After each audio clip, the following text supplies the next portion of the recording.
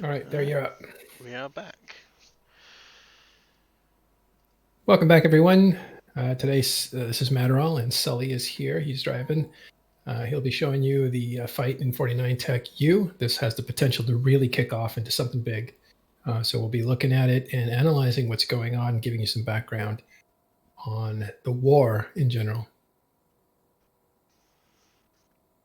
Yeah, so currently I can, because I have, because I'm part of the assault and force, I can see into PTAC-Z, and I can see what forces are on dot there, and if they move into the 49 tac system, it will be a rather large bloodbath. So let's get eyes closer on the structure.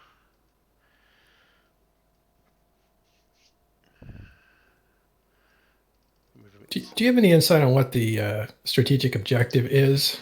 I've heard it's So a random Fortizar. it's the Fortizar that Goonswarm have anchored in here. So they have a Keepstar and the Fortizar.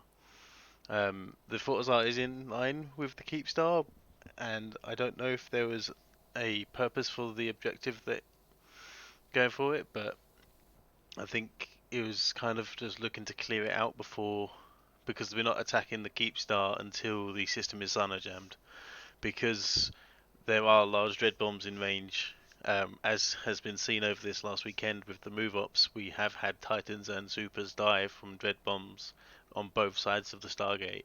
Um, no force wants to commit to the fight without first having the system jammed, so we can cycle our jammer, get our Supers and Titans in, and then load the jammer back up, so we can then fight on the Keepstar with a relative safety net.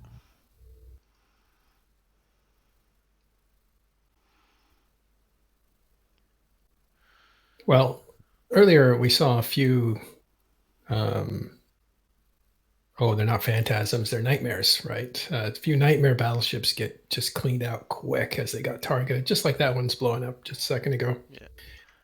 See if I can sort this camera out to make it a bit more stable, because right now we have every effect going, which isn't going to be very healthy. Yeah, local is well over 2,000 at this point. And again, there are troops waiting on the side to get in as they're needed. Currently, there is in PTAC-Z, which is the assault staging system, there is 1,600 pilots still logged in there, Oof. and we are at 2,200 in this system. Yeah, we assume Goonswarm wants this Fortizar to survive. So they're not going to give it up without a fight. Who knows what they have on their side? But there's a lot of people ready to go, and some already going. Yeah. Someone just put in chat, get to the chopper. I do like that username. Uptimes for me one. I would, however, I do have other Eve clients open on the chance of me being called to jump in.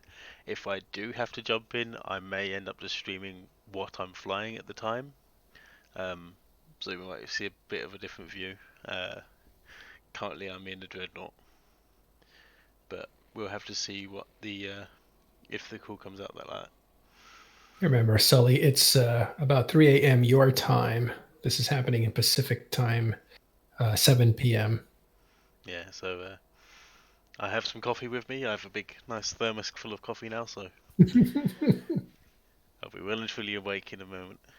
Like your dedication. Yeah, you're probably still in dreamland. Yeah, I was watching, just watching Netflix, and I saw a message pop up in the Talking Station Discord. I was like, might need to jump on that. Right. We called it all hands up. Like, this is not something I normally do. I haven't done this. I don't think I've done this in this war, maybe more than once. And we just got some information that this could really blow up. Everybody was going all in. We had 500 Titans on either side, or maybe as a total, not on either side, but that's a commitment waiting to happen. And this is when you find mistakes are made or people feel they can take the advantage. It's not a scheduled fight. It's not a huge fight.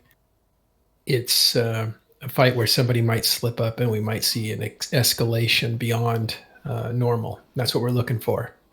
So currently on the number of 500 Titans on each side, I do currently see a Legacy Supercarrier and Carrier fleet, a Big Things fleet from Pittsburgh, which is normally Supers and Titans, a Legacy Fire Titan fleet, as well as 2 more. So it could well be possible that there is 500 on each side. Yeah, we'll try to get you information on the Imperium side to see what they have over there. Again, not everybody is in this system yet. In fact, the big stuff isn't in this system yet, No. but it's waiting for the opportunity. Currently we have 2 groups of dreadnoughts. We have a group at the top of the screen and a group just to the right of the Fortizar. They are presumably either hitting the Fortizar itself, or they will be Hor fit, trying to knock out these battleships, because there is a large number of these battleships on this Fortizar. For them to shoot, they will not be tethered, thus putting them at risk for this for these high-angle guns. I do say that this is a brawl that people have been looking forward to for the war. I'm slightly upset that it's happened outside of EU time, because there isn't a lot of activity over these last couple of days for EU, apart from move ups, and the one big fleet is like, oh, it's outside our main time. But it's a good sign of things to come, given that this is the first Fortizar that was reinforced since we moved into P-Taxi. There has been structure kills since then and small skirmishes, but this is the Fortizar in the Keepstar system, which is quite a big one. The timer is currently paused on the Fortizar, and tie-dye is at absolute maximum, so history would say this will be about a 3.5 hour fight. I'm just going to quickly drop AFK. That will be your pilots for this flight. Mic off. Yeah, tie-dye 10% is going to stretch everything out 10 times its normal speed. It's not great for visual, Mic be slow off. motion. Eventually, people will clear the field as they're destroyed, and it will reduce. But again, this is already at 10% Mic on. tie-dye, and we do not have everybody in this fight that is ready to go. There's approximately half outside the system. This is 49 TAC U. This is a historic system. It's also a very important system in this current war.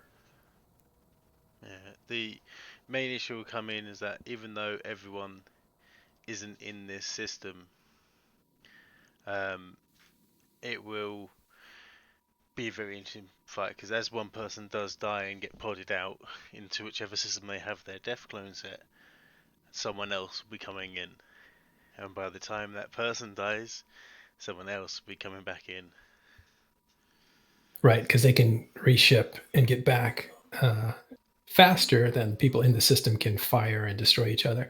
Now, that's an interesting point, because we talked about this over the last week, that Initiative actually moved their death clones over to NPC Fountain, not NPC Delve. That puts them far out from this fight. It does, yes. The joyous thing with tie-dye, however, is the further you are from the fight, the less you are affected by it. So my main is here. I did attempt to join in a Sabre. I died about 3 jumps leaving P-Taxi, but I didn't reach any tie-dye until I jumped into the system. With the system being on a reinforced node as well, it means the surrounding area generally doesn't get affected, and as such, you can reship and get back here quickly. Dread pilots can be killed, get back to their main system, getting another dread, undock it with insurance, and be ready to jump in again.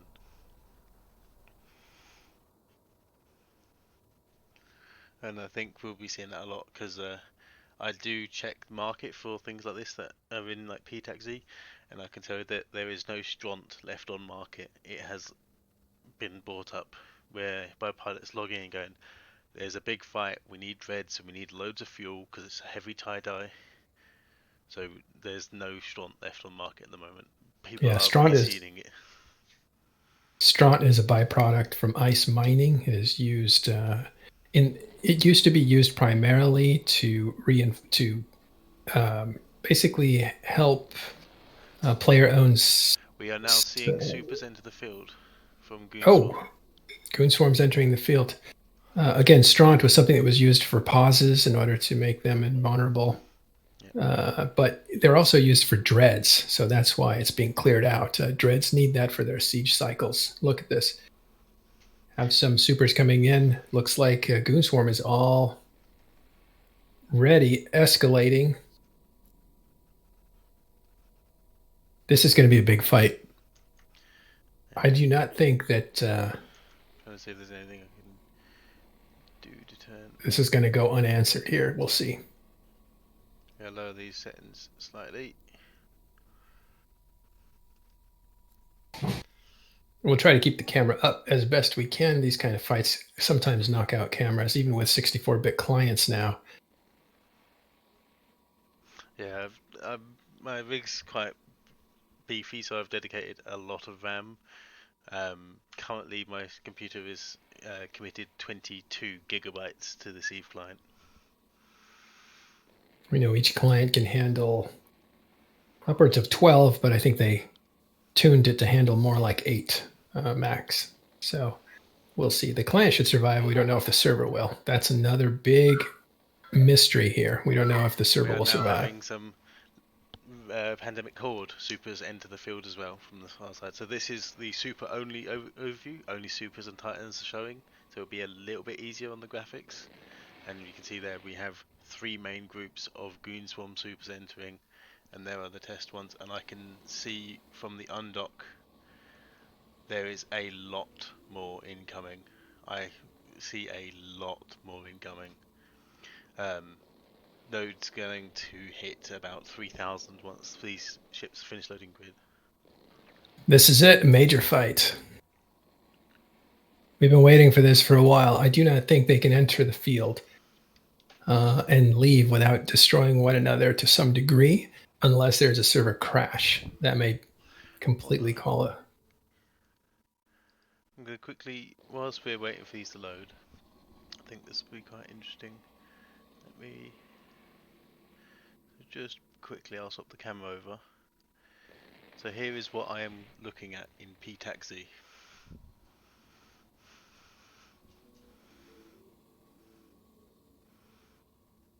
Oh, this is PTAC-Z. This is away from the fight. This is the staging system for Test, Legacy, and the attacking forces. And this is their main keep star. So you can see I'm in my Titan off to the side. Yeah, those lights just a moment ago indicating this was filled, but you can see all of these icons with no ships. That is because they have jumped. So we will be seeing supers and titans enter the field shortly. Yeah, you can see it's happening in slow motion here too. Is there tie-dye in the system? There is not tie-dye in PDAC-Z. The issue is the ship doesn't. So when a pilot initiates a jump, the ship doesn't leave until it has somewhere to go.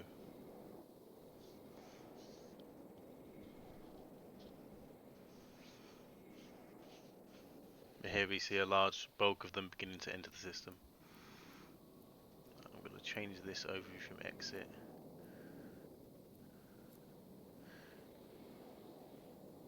I don't have a Titan only one.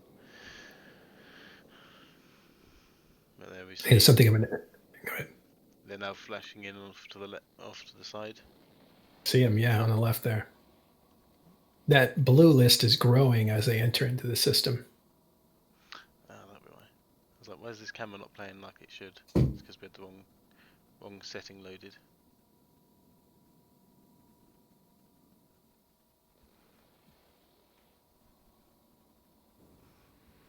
So I do have to apologise for the camera being slightly more jittery than normal. It is because I didn't have the right settings loaded on it when I loaded it up, so it had max graphics. So we do still have some historical settings for drone modules and things like that, but we should still be able to see a good chunk of what's going on.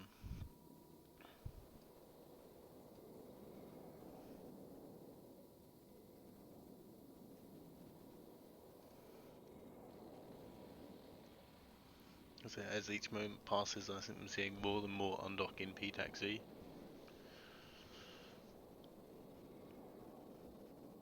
Local is just about to hit 2,600 pilots. The interesting thing will be how the node handles all of these super carrier fighters and carrier fighters that are coming in, because historically this has been where nodes begin to fail. Because each one of these supers will have a squadron of 5 drones, and each one of those 5 drones has up to 9 individual fighters.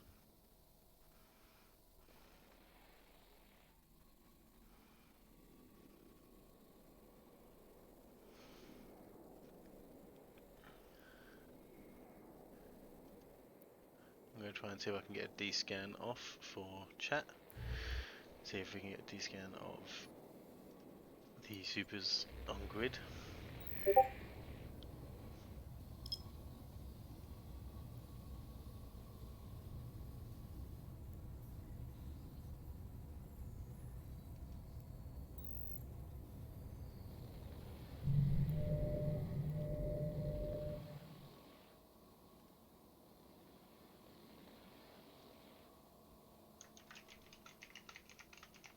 Just going to do a voice check here. Yeah, I can hear you now.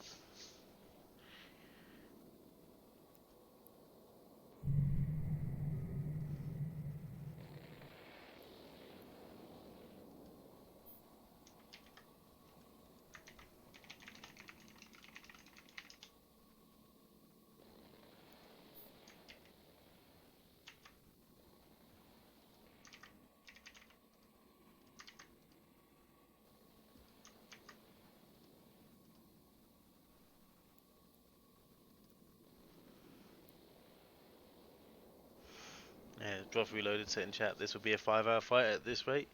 Unfortunately so. Things may change. One group may decide to try and withdraw.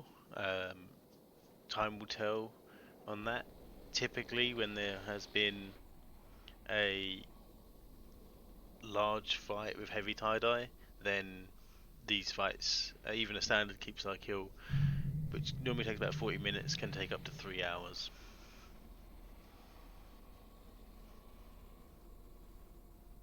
When you get a chance, I'm hearing that my voice is coming in way too loud, but just when you get a chance, stabilize the cam first.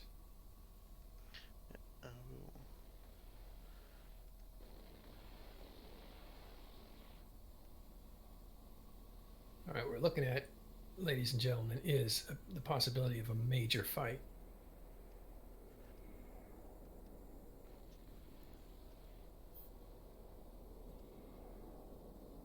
We have tons of supers coming into the system, both from Goon Swarm and from Test.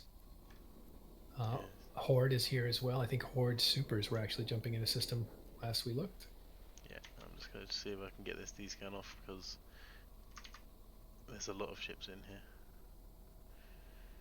Yes, that worked.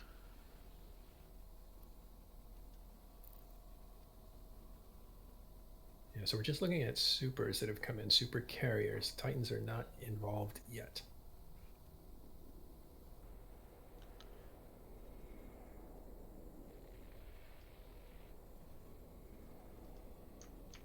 So my D-scan I've just put in chat contains 2,289 ships.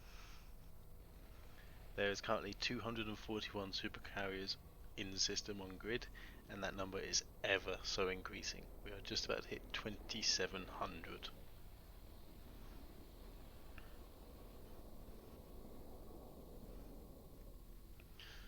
We have just also seen there's a group of dreadnoughts off to the left of this supercarrier ball.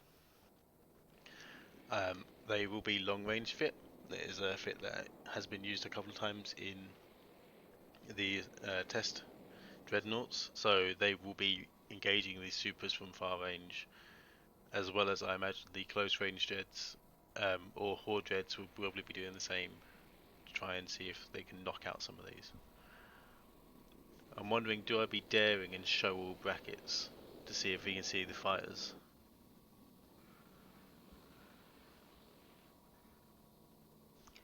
don't think I have a fighter overlay. I would say probably no, in case that. I mean, it might work, but it'll still drag. But go ahead. So you can see those supers are still coming in. It's a massive display of power on both sides.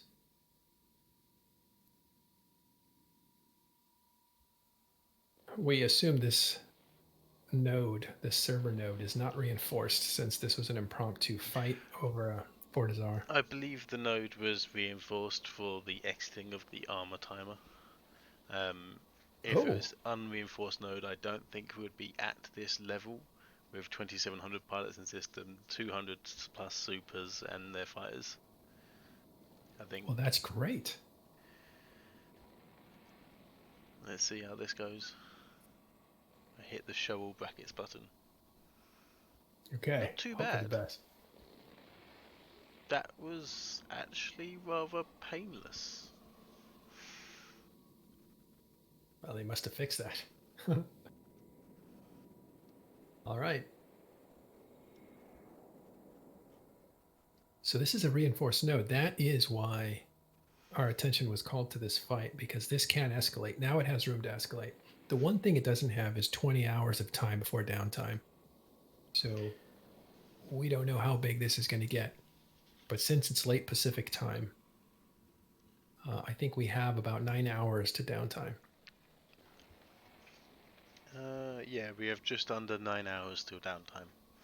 We can still see the red flashes on the bottom left. There are still more supers and titans jumping in. I can still see them in P-Taxi. Supers jumping in. I can see there is a very, very large dread fleet still waiting on this Keepstar. Quite possibly even two of the size of them here. And there is still a very large Titan fleet here. For which my avatar has been bumped. I care to think how many times it's currently off hugging one of the sides of the Keepstar. We can just see now on the screen that large wall of fighters is just approaching over.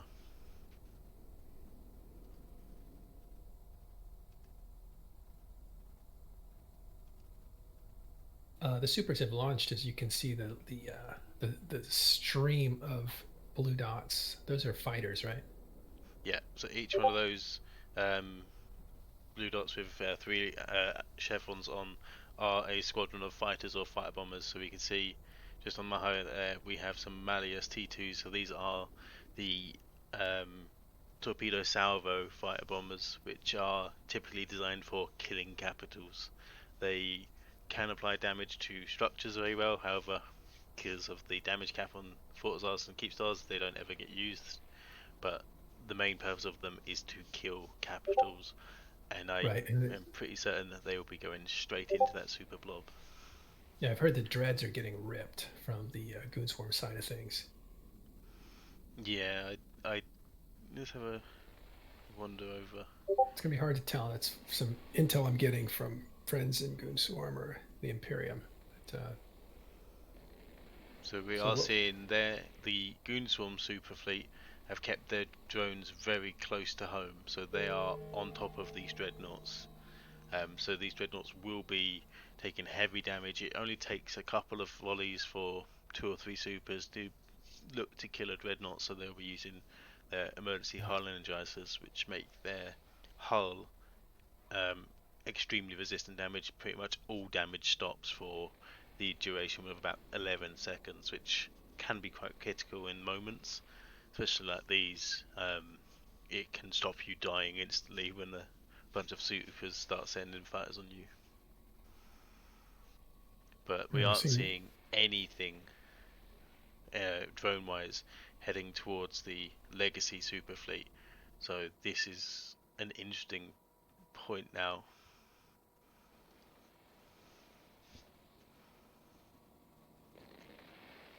Local is about to touch 2,900.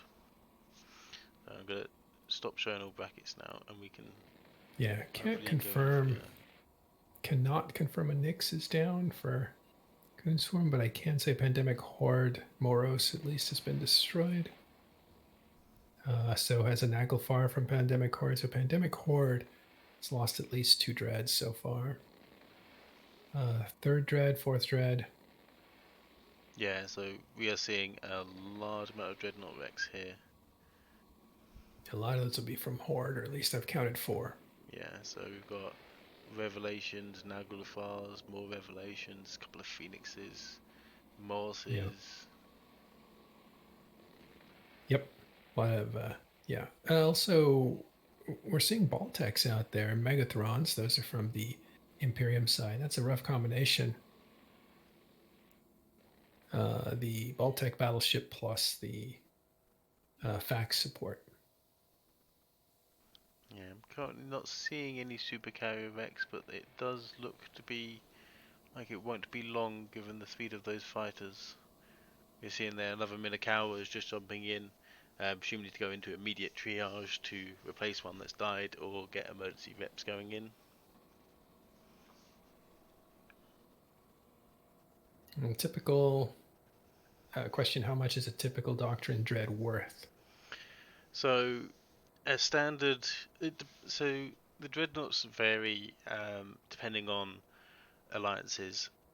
In Razor, we typically have a couple of dreadnought fits. We have one that is an active rep for structure bashes to try and keep yourself alive. We have a T2 gunned dreadnought, which we use in situations where we're destroying other capitals. But if we're going into this fight, we'd typically use a T1 gunned dreadnought because it saves about 600 million, but it's in the realm of 3 to 4.5 billion per dreadnought. With the insurance, you're probably losing about 2 billion ISKA dreadnought.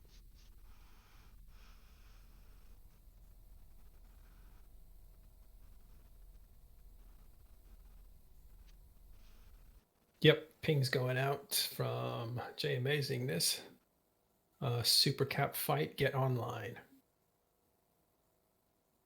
Yeah, we are still seeing some supers jump in from Goonswarm, so they have not stopped jumping in. There are still more coming in.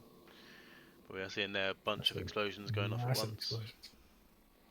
Yeah, multiples. We have 4 explosions, 5 explosions going off at And once. we do Those look have like the capital. first Nyx has been confirmed killed. It was a Goonswarm Nyx that fell. There was 127 pilots on it. Pandemic Horde dreadnoughts were the leading damage. It's too bad he exited the fight so quickly.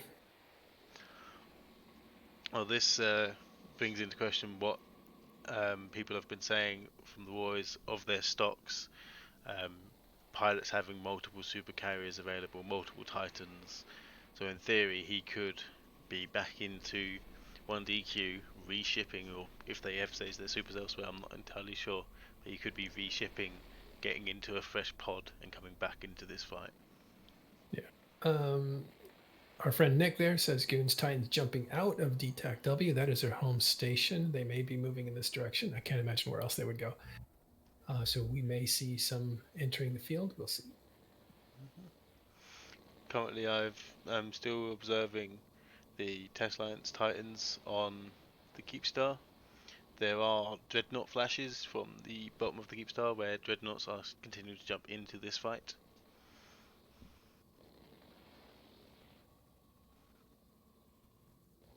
I am shocked that the node is reinforced. This is why this fight is happening. Otherwise, neither group would want to jump into this mess. No, it would have been at the stage where the supers had come in and were launching fighters. That is when node failure would have likely occurred. Historically, that's what's happened in the past. It escalates to a point where supercarriers jump in, you bring in 100 supers, each of them launch 5 drones, there's suddenly 500 more entities on grid that the server has to then calculate, position and load, and it just begins to fail.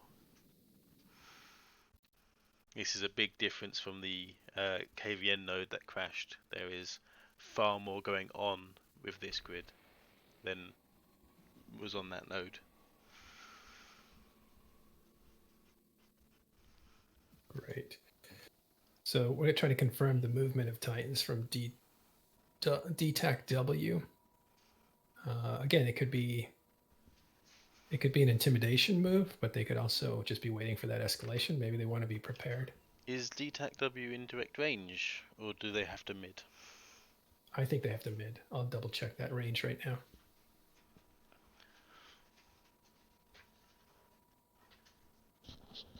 Mic off. Mic on. So, Droth Reloaded said that Laws asked Stats Titans, as Michael said. Droth Reloaded asked that there's only 5 on grid. There is only 5 on grid. They are, however, tethered to a Fortizar or Keepstar, whether they are test or goons, or attack or defending. So, that's the only Titans we see at the moment. I do see Legacy Titans undocked in P-Z. But there is no activity from them yet. There is mainly just Supercarrier and Dreadnoughts. Yeah, the Titans from DTAC W would have to mid. They cannot reach 49 TAC U, so they may be getting themselves into position. The Titans for test are already in position.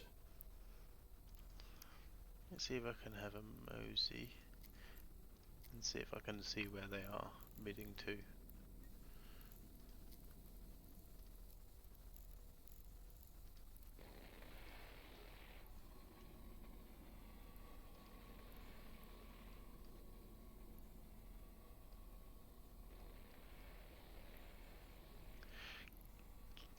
Can you check for me, Matt, if K-6 is a viable midpoint? K-6K16.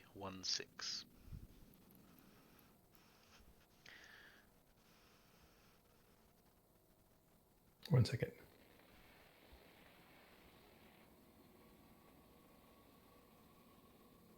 K-6, K16, yes. Okay, so I do believe the Titans are midpointing to this fight. There is 3 Sinos up in that system.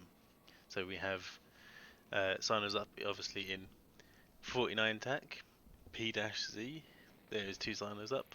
K-6 has 3 Sinos up, as well as DTAC W has 2 Sinos up.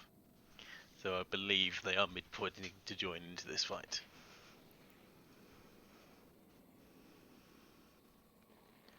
So I'm going to load the main view, because I just saw a bunch of Dreadnoughts Sino in, and I'm curious to see what side they are on. They are neutral, so I can't actually tell. I think they're NSH though. Yeah, they are. So we just saw a bunch of Dreadnoughts come in here on the bottom left. I'll go back to the capital grid, because there is far too much on with everything else, unfortunately.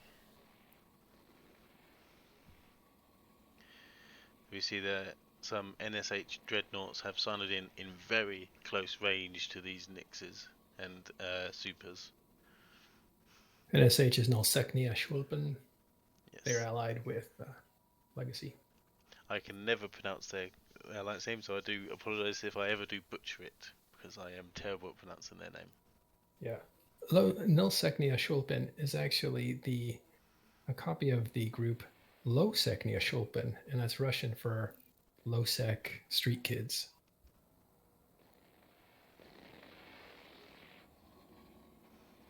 Yes. NSH is doing a Leroy and just jumping in. I mean, the joyous thing with Dreadnoughts with Platinum Insurance and a cheaper T1 fit with a T2 Siege, just for the efficiency of the fuel.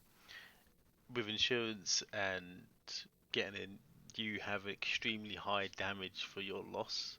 So I think the cheapest you can get to is about a 1.2 mil loss per dread, which is nothing if they've got a good gathering of about 15 dreadnoughts there. That could be enough to kill 2 supers before they die.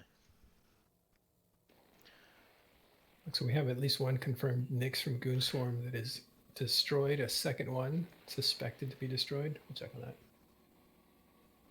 I'm just going to add them to the correct side.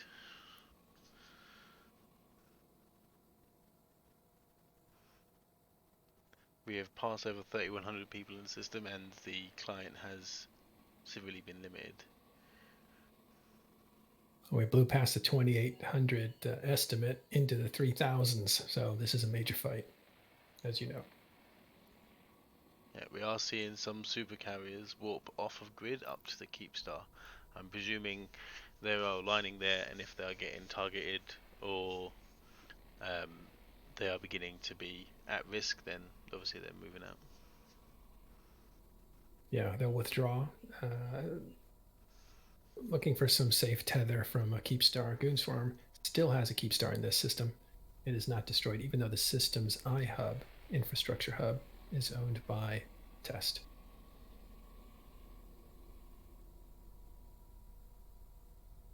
Yeah, still seeing more red flashes come in. I think the node is. Sorry for the mic bash. I think the node is beginning to struggle now. Uh-oh.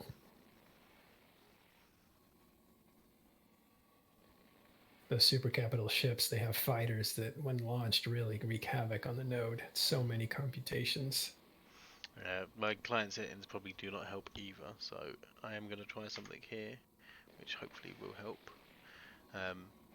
For those that aren't familiar, I'm going full potato mode, which is you lower all of your settings and resources to the minimum. This is I'm pretty much guaranteeing that every pilot in this system, aside from me, will have these as minimum, because during these nodes it really does help during these big brawls as well. You can see the client is so laggy behind as well that it's even struggling to load these menus quickly. Yeah, this is classic EVE Online. Take everything to potato mode where everything looks like a potato because the graphics are so low. But it also takes some weight off your computer and off the server. Actually, just off your computer. It's more for the client itself. My computer is able to handle it fine. It's not even struggling. But the client is. There are limits on this client, so. Yeah. We're getting reports that the local count is spiked up to 3,200 fighters in system. Yep, we are 3193. What's exciting about this fight, why it's different from other fights, even fights that get to be about 3,200 people or fighters in there, is that this kind of a fight is happening with a reinforced server node, which means there's room to expand this fight. Both groups are looking to expand this fight if they get the advantage. So it's on. Yeah, so we're seeing there, because I had the client in new settings, a lot of the effects are now trying to overload. I just see a freak in chat. He just said, "Good thing potato mode now looks better than high settings did a decade ago." I do remember playing Eve in mid 2008, and I remember looking at it going, "This game just doesn't look as good as other games, but it's so much fun to play." And yeah, the potato mode now is max graphics back then, and it is quite funny to think of that. I think potato mode was named after the Dominics if you stripped it of all its Yeah, graphic. it does just look like a giant space potato. It's a massive explosion there. We'll presume that's a fax or a dreadnought.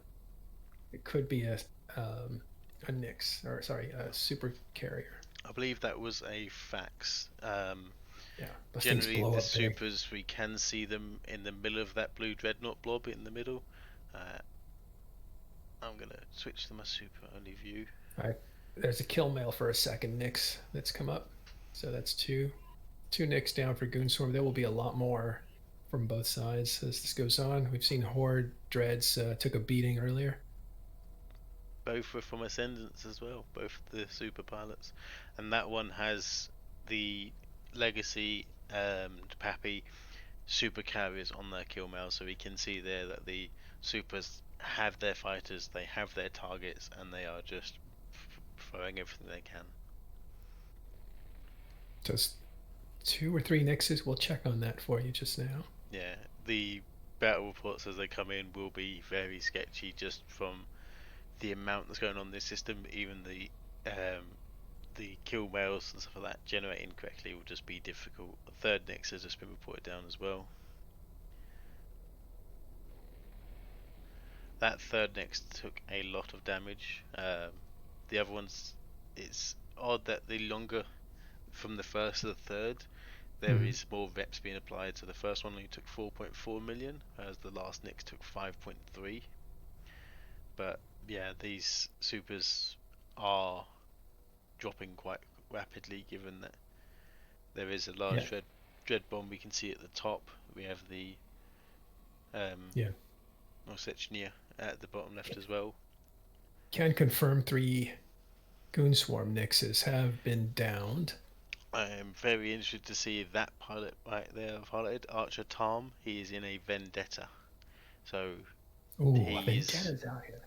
Yeah, so for those that aren't familiar, a Vendetta is a Serpentis faction supercarrier. It costs the same amount of materials to build as the average Titan. It is valued at about 100 billion. It still only has a tank very similar to another supercarrier, but it is 3 to 4 times the value.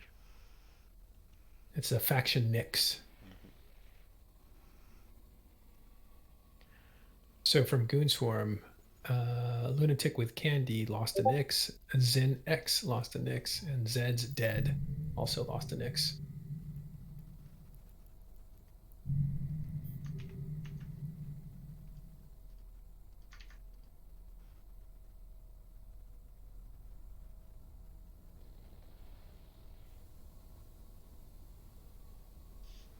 Another massive explosion. When you see an explosion, lights up the entire horizon there.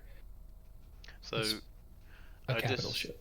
I just did a D-scan in PTAC-Z to see what the attacking forces have left to bring in. On the D-scan is still 112 Naglfars, 95 Revelations, 23 Morrises, and there is a combined 85 Titans undocked at this current stage. Wow. Only 585 were shown. There is still, let me load up local, 1,530 people in the system. So there's still a missing 1,000 people from PTAC-Z. So I will try to get you some information on what Goon Swarm also has on the other side of it. Unfortunately, I haven't got eyes there. Tiger, thank you for the 11 months, and there was a subscription earlier that I did miss. So, Red Fearless Dragon, thank you for your Prime sub for Talking to Stations. KTAC 6, we think is the midpoint for the Titans that have moved out of DTAC W in Delve. KTAC 6 is also in Delve, but it's within jump range of this battle. And we're hearing from Red Fear there that there's 1,000 goons in there. Okay, so NPR asked what the narrative is tonight, and I just had to someone highlight the message for a rundown. So there isn't really a narrative for this fight. It's a Fortizar timer that's in armor, so it's had its shield reinforced, it's exiting and is now taking armor damage. Matto had the heads up that there was going to be a large brawl, so he put the message out, and I've managed to come online. It is 3:30 in the morning for me, but I'm going to see this through. You're a trooper. Manixar is joining us as well. Yeah, and it is, both sides have committed super capitals. I can tell you that there are over 150 more dreadnoughts in PTAC-Z for the attacking force. Currently there is 85 Titans undocked, and we are literally just watching destruction. It is a Goon Swarm Fortizar. It is the last Goon Swarm Fortizar that is on the grid of the Keepstar. There is still a Keepstar in this system. Yes. And here's why this fight is happening. It's not a consequential fight as far as military objectives go. There's nothing major at stake here. It's just the last Fortizar before the Keepstar in this system for Goon Swarm. The reason this is a big fight is because the node is reinforced.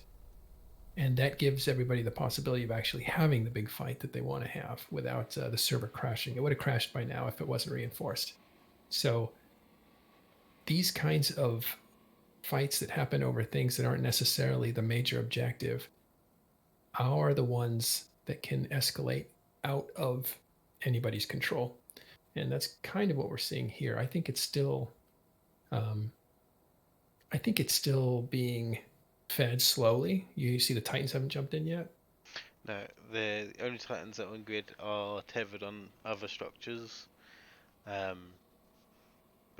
these are the main ones. So Yes. Dorothy just put there. Oh, sorry, no, Droth reload, not Dorothy. Just said the battle report looks roughly even. It will be like that. There are a lot of dreadnoughts dying to a lot of supers, but there's a lot of load going on, so it's really hard to take how a fight is progressing unless both sides give you perfect and accurate intel until after the battle. Fights like these, there is so much that will be ongoing. Frigates will be dying, fighter squadrons dying, anchored bubbles. I did see a very good tactic the other day on a YouTube video I was watching of where they didn't have an anchored bubble, so they anchored an ESS, which was quite funny. I wonder if anyone's done that here, but there's just so much going on that we will have to wait. But the reverse thing is, I still am seeing red flashes coming in for Goonswarm Supers. Right. So this must be the new U.S. time zone, right? They wanted to fight in. So it looks like they are taking some fights in this time zone. Yeah. So we heard it in Pro God Legends coalition stream that he did earlier, or towards the end of last week. That was they've timed out all of their structures to come out in US time zones. Here's what we're saying. So there we see a large group of those supercarriers warping off to safety. Goonswarm is extracting some of their supercarriers. Not before a fourth Nyx went down, it looks like. From Stalking Mantis saying Hug Muffin is the fourth goon Nyx to go down. Yeah. So the Vendetta is in that group leaving, unfortunately, so we will not see one of those die today.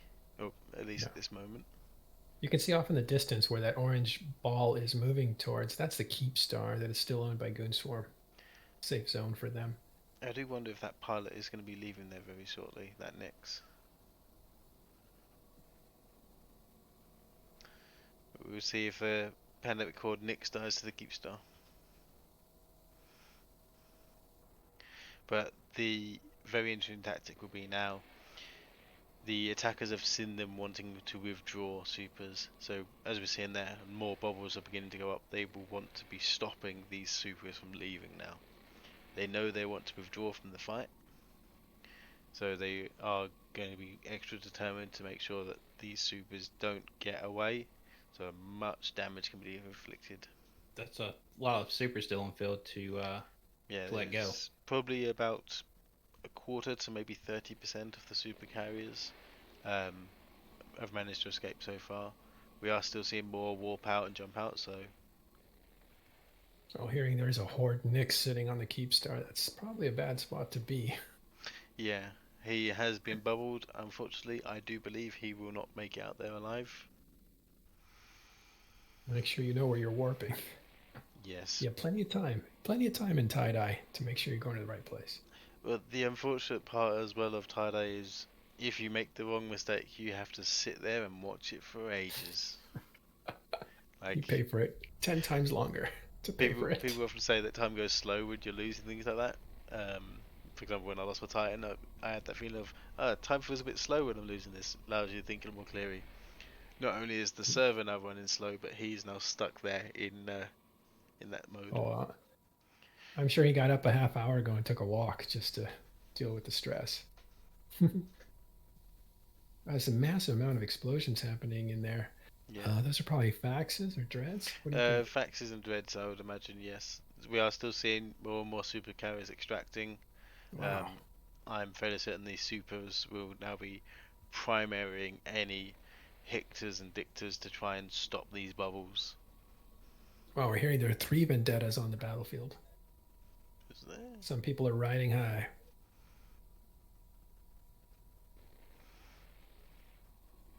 A Vendetta is actually worth a ton of money because it takes minerals to build.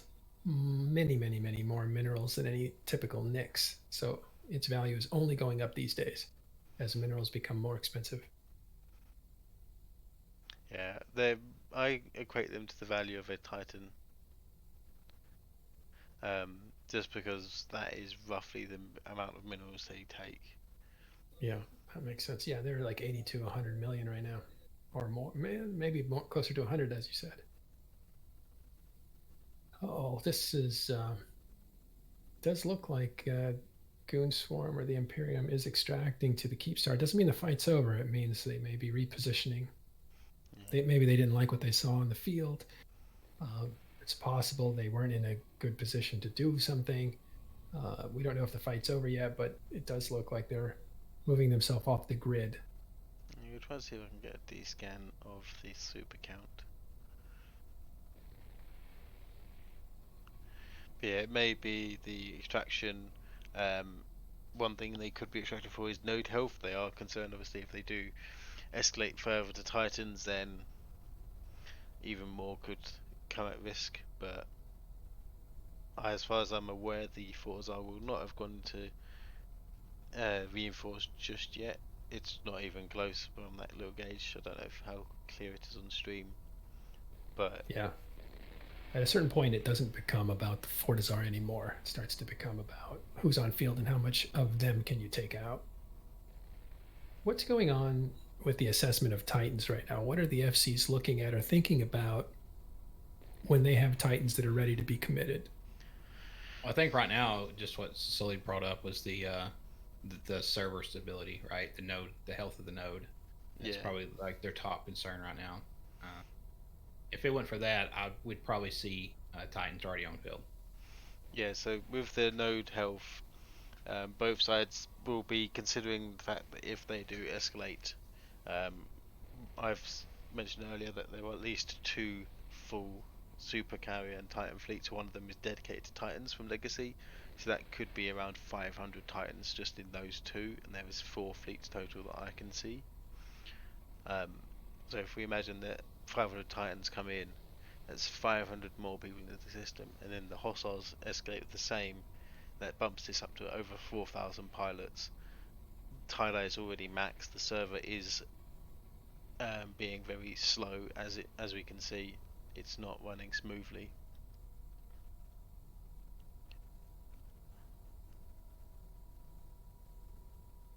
And also, with this amount of super carriers and fighters on the field, that also contributes to tie-dye. So possibly, if Titans were coming in, you'd want to pull all your fighters probably before you jump them in, just to kind of help with the tie-dye. Did we know if this node was reinforced? It was, yes. Okay. Yeah, so that's managed to get doing that. I did manage to get the chat bot was working on stream. Apologies for it not being there at the start.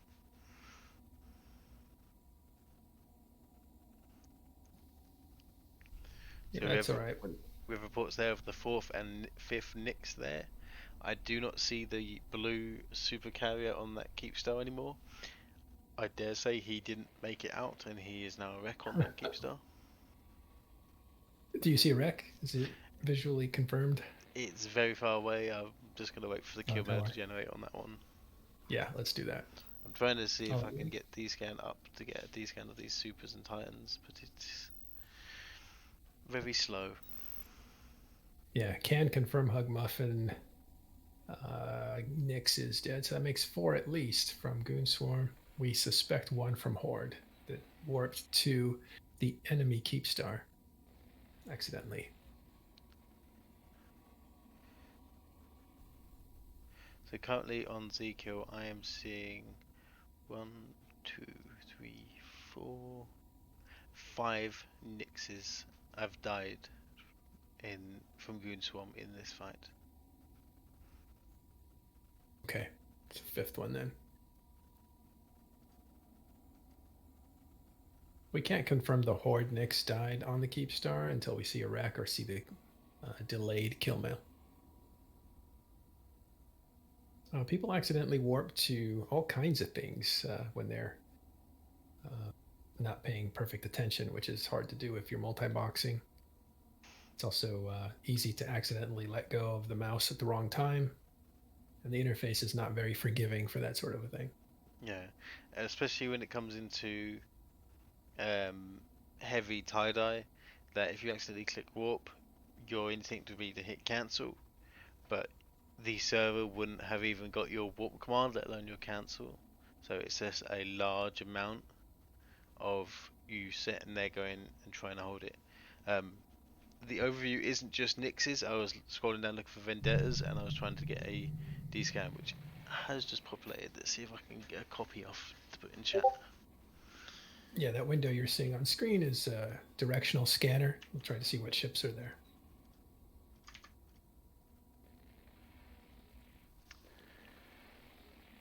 I'm fairly certain it didn't load correctly because it is currently saying that there is only 70 supers on grid. I think there's more than that.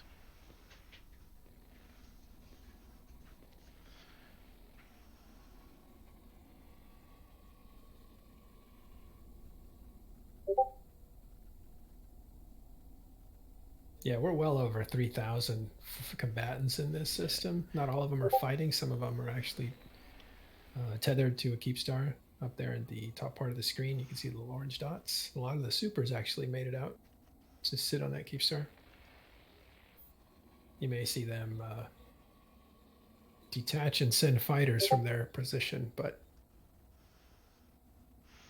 Yeah, local is 3,270, and it is going up and down as seen. we have two vendettas. Apparently, I'm hearing from an anonymous source that two vendettas are bubbled. One belonging to TNT. Yeah, let's see if I can shortcut that.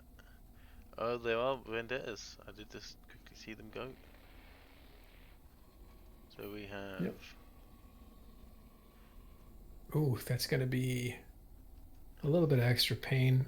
Yep, there are two vendettas. We have Rouge Adele from TNT and Twist 9 from Condi. So there's one from TNT, one from Goon Swarm. Yes. So who's the? So the other one got away. Yes, Archer Tom was in the first group that managed to warp out. Warp out. Okay. So of the three vendettas, two were trapped. One made it out. And it looks like this structure still has plenty of time left on it. So this. So either way, this battle's going to go on longer. Yeah. So just structure bash. It is still being paused. The structure is paused. There is likely some dreadnought ults just sat there pounding away at it, not having care in the world, whilst another character's doing more work. Six. You can see multiple Nix has now appeared explosions. on Z kill, so there is now 6 confirmed dead supers. Yeah. And in slow motion, you're seeing multiple explosions of capital ships. That's why the sky lights up so bright. Hearing reports too that one of those vendettas might have escaped, so there may only be one that's tackled.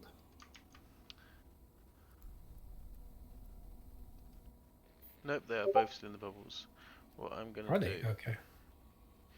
is worth me removing these effects just to see if they disappear.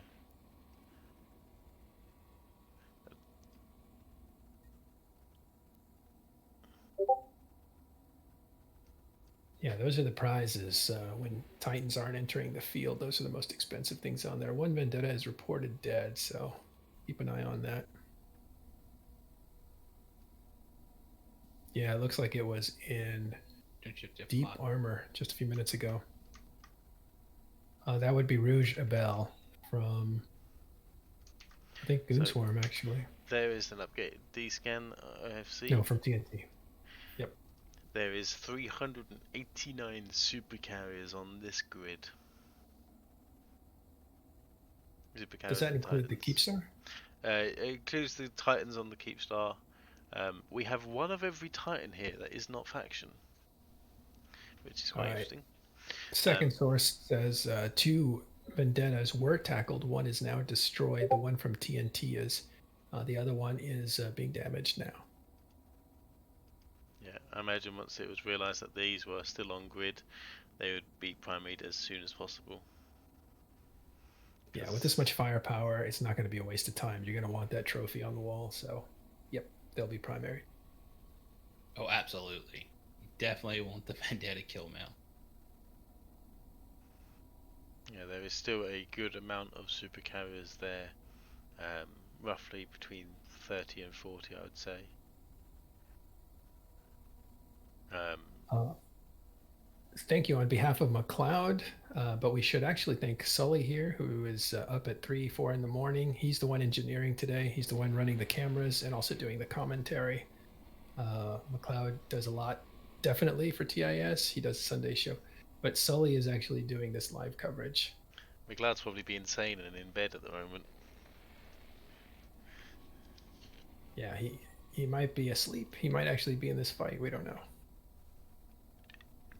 Actually, I just see on Discord he's online and playing EVE Online, so I imagine he's probably in this system somewhere. I think he's in this fight, yeah.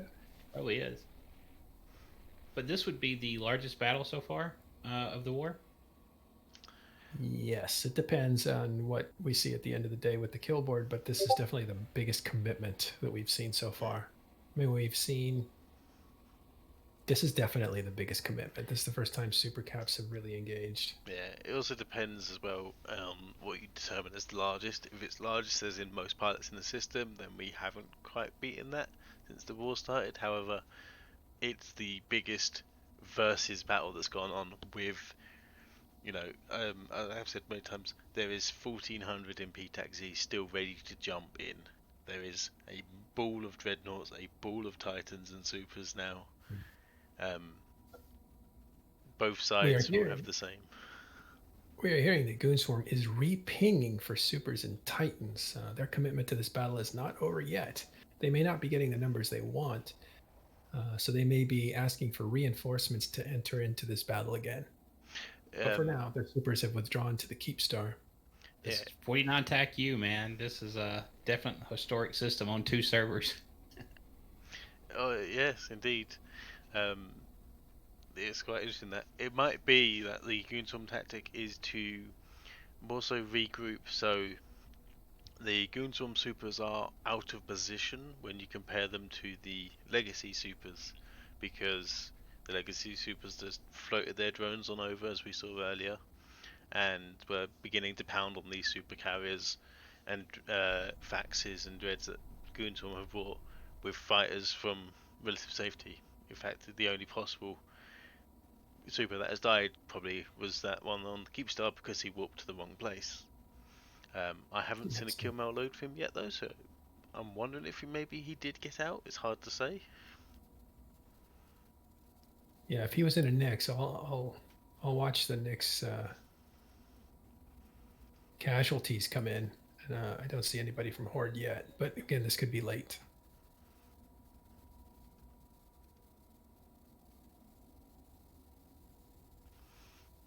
Yeah, but if with Goonswarm especially moving their Titan fleet into the midpoint, it would be a reason for them to want to stay and engage. It's not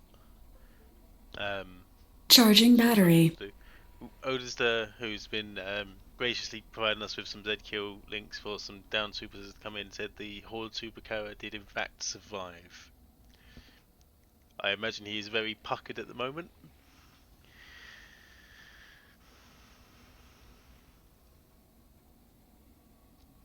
Yeah, apologies for the battery meshes there. That was my headset slowly dying on me.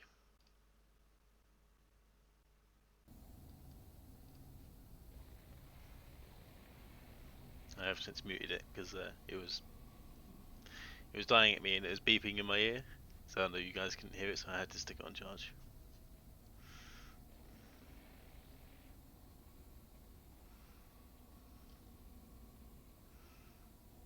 So we're seeing a very good bubble there go up. Rather 3 bubbles there going up, completely surrounding this ball of supers, which is prime position for the dreadnoughts and supercarriers.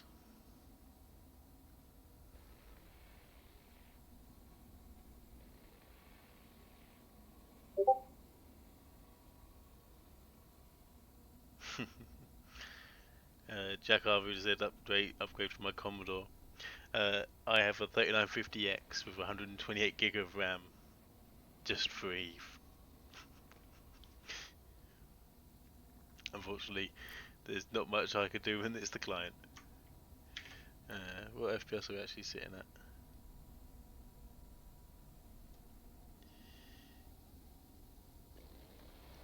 Say. So, draw freeloader said goons can only read if they are not locked.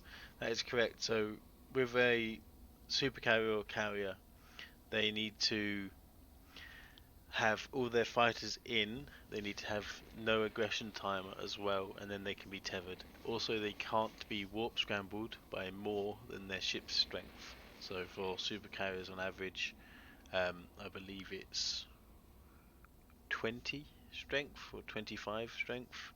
So if you have 26 points in them, they cannot tether, or 1 infinity point. But if they are bubbled, they can still tether.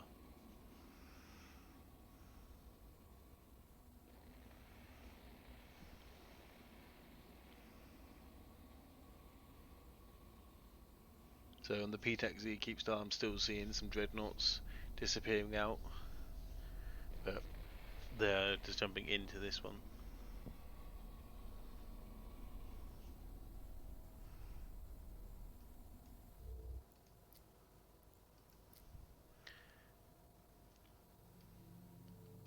Quickly have a change of source, and I'll show the PTAC-Z Keepstar for those wondering.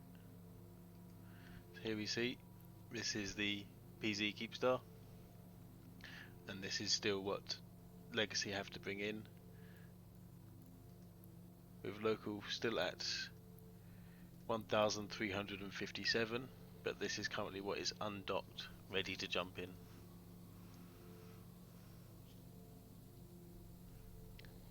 And this is about a third of what is in local, undocked.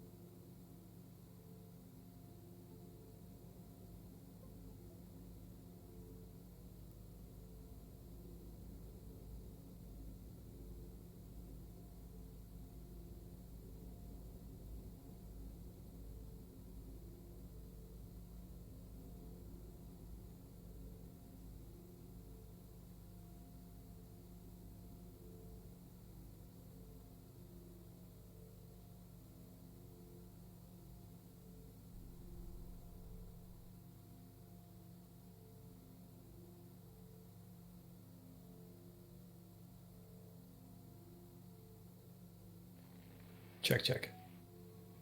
Mic on. Okay, Discord just completely got broken there. Hello? Can you hear me? I can hear you. Hey, even better. I don't know what happened there.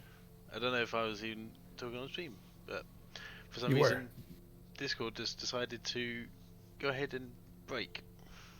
You were good on stream, and I think now they can hear us both, as well as Maddox. I just want to say quiet. this coming in from TIS Discord. More caps are coming in on both sides. Super's committed as well. 290 Pappy Dreads incoming.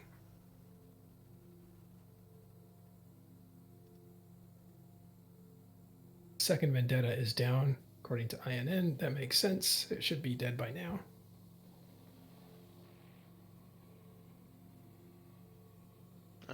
Twist 9 is still present in his vendetta. So he is not currently dead on the screen, but Zkill has reportedly fallen. Cloudflare failed. Yeah, it's dead. Yeah, I do feel love for Squiz. He does not have an easy job when it comes to managing Zkill, and yes, it is very interesting that a lot of work has to go into it to maintain it. Yeah, And remember you get this is fights like this with so many people who are out at work or unable to log in, who just want to see what's going on. the kind of fight that has servers running at 100% capacity. I think when we did 9G6 or something, we had CCP Falcon, the community rep, in our channel telling us what the servers were going through, and they were melting. That was a big fight. That was about 6,000 total. But this fight also is probably running those servers into the ground, and it's the middle of the night for them, so we don't know how much staff CCP has ready to service the server, or even to mitigate the amount of heat that it's generating. I could say that even just my rig with a client in PZ, I have my other Titan in JTAC-Z, and I have my stationized here. My CPU is running at 40% at 72 degrees on package. Oh, jeez, what a beast! Mm-hmm. Our colleague Arya from TAS says, "Rip the Vendetta. My boy has lost 2 of his faction big ships." Sorry to hear that. Well, if you've got 2 of them, you could probably already replaced. Let's be honest. He is from TNT. Yeah. Yeah, it's a very interesting thing. I've recently come into possession of a faction Titan, and I asked the Alliance my question of, what's the SRP for it? It said the hull it is, of which it's a Komodo, and we don't SRP Leviathans because we're not shielded with armor. It's like, great. Oof. Oof. I see people still talking about Zkill being down, which it is. Also, remember, Zkill does a great service for the EVE community. So if you have ads blocker on, please turn off your ad blocker on for Zkill board. Yeah.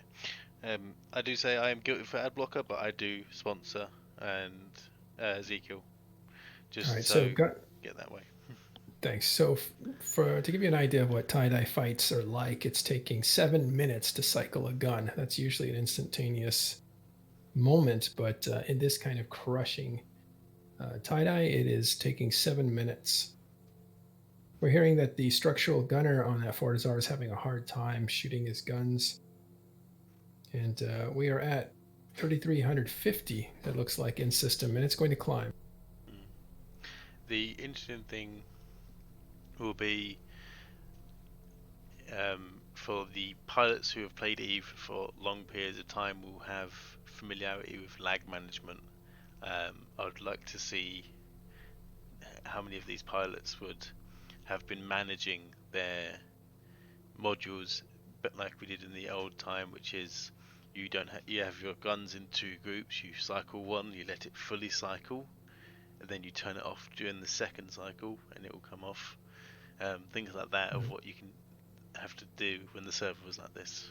The Mayhorn, thanks for subscribing with your Prime. Yeah, it's a good time to remind people that if you are not subscribed to Talking in Stations, please just subscribe to us now and find our YouTube channel and subscribe to that as well. This is Talking in Stations. What is that super doing?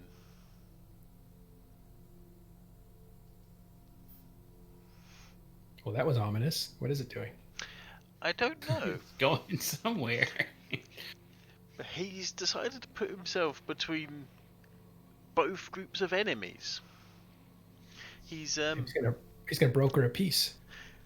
It's the second pandemic horde super to do this. I'm wondering if it's the same pilot from earlier, to be fair. If he's gone back, got repped up and thought, once wasn't enough. He's not on the Keep Star, but he was certainly out there. Thanks, Arya, for reminding people that we have a Patreon for Talking in Stations, so check it out. It is patreon.com/Matterhorn.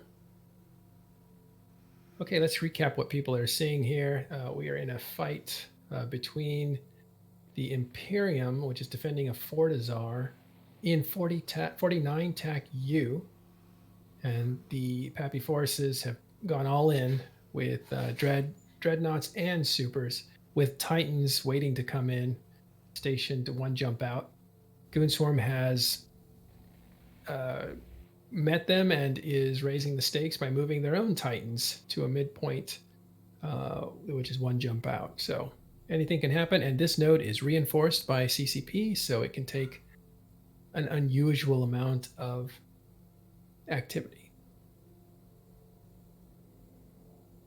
Yeah, so for those that can see there, the Fortizar it hasn't loaded up the repair timer, but the Fortizar is still paused, and you can see just how much damage this has taken since the start of this fight, almost an hour and a half ago to an hour and 45 minutes. It seems like it's probably got one dread or something on it, just keeping it paused. So that is probably around about 10% of the damage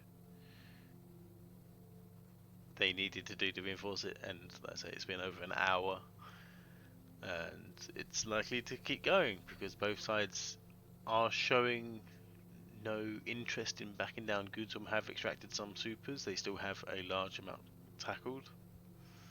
There are more being pinged for, so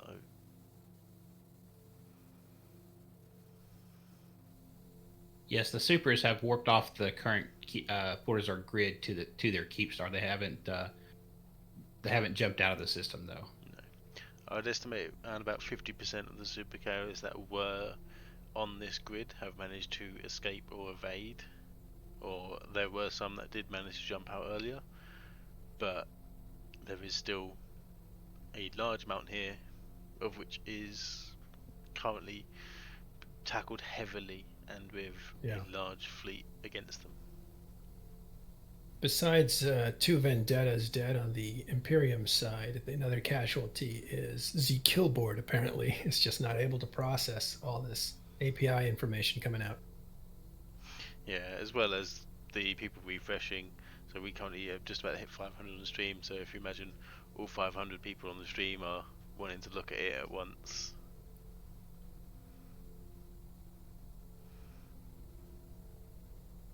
So here we're seeing the sub-capital grid with the capitals as well. So we can see we do have a large, I believe that is a Nightmare fleet off to the side, wasn't it? It was indeed. So we have a Test Lines and Legacy Nightmare fleet there off to the side. We still have 2 main groupings of dreadnoughts, and then we have all the Imperium with dotted various other sub-gaps. There's a Jackdaw fleet, Union fleets here as well, I believe.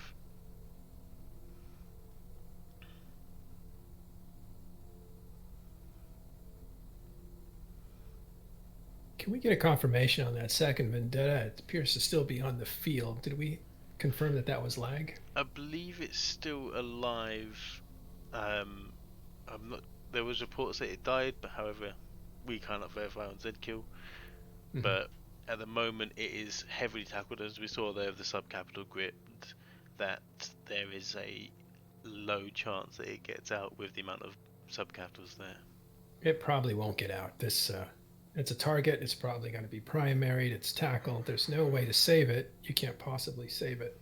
No. It's January Valentine just said chat test nightmares are engaging the Imperium subcaps currently. Yeah. Awesome. Hey, January.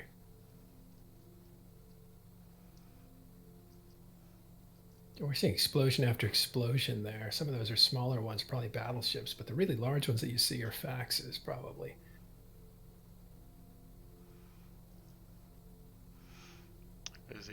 I'm just wondering why can't they bring out the big Aeon again? It'd be so much easier to spot them in these explosions. But we do have a large pool of just general bubbles up, and an interesting point to note is just how long some of these bubbles are staying on grid. That we have seen interdictor bubbles go up, and normally they would last a minute, they are now lasting 7 to 10 minutes, depending on the tie-dye levels.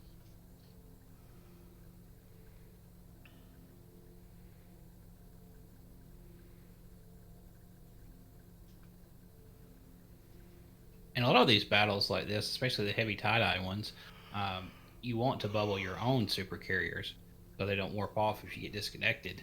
But in this case, you wonder how many Imperium bubbles are keeping them locked down currently still. Okay, this just in. Goons are burst jamming everything and not. Oh, I see. They're burst jamming like crazy. That's usually an evasive maneuver. I think what you want to get yourself free to be able to warp out. So it could be a tactical withdrawal. You can lower your local. Yeah, I was about to say, yeah, it's Alright. never a good idea to have local up. A lot of ASCII garbage or whatever. You can just minimize the chat window so you can't see it. Just bring the chat window to the left. Just the chat proportion of it. There you go. We just want to see the number. Yeah. there you go. Normally it cycles pretty quick and you don't see that sort of thing. So Right. It was a major pause, right, when somebody posted that. I think they kept posting it. I definitely think they kept posting it. I do like the icon that Craggy P is putting in Twitch right here. That little Nosferatu looking guy. Yeah, that's pretty cool. He did the Testano earlier. If you scroll up a little bit, yeah. or someone did. Pretty handy. That's pretty cool. It's like to Yeah, so what's being said in Before. chat, which is a very interesting tactic, which has been done but previously, which is burst jamming causes a large amount of load on the server, similar to smart bombs.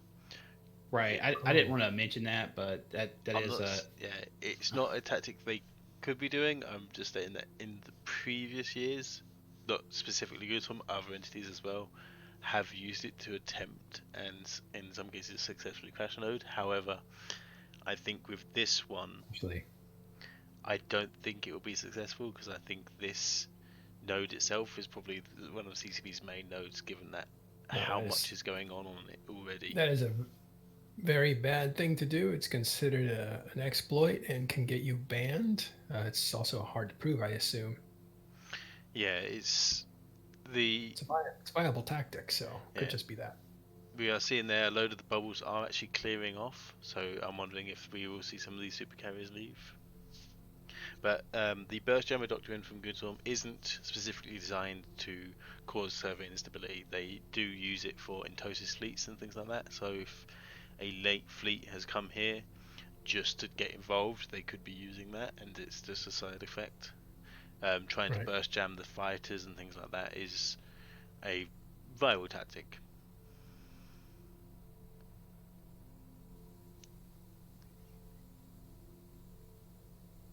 so the next 10-15 minutes or so, if we see these guys warp off,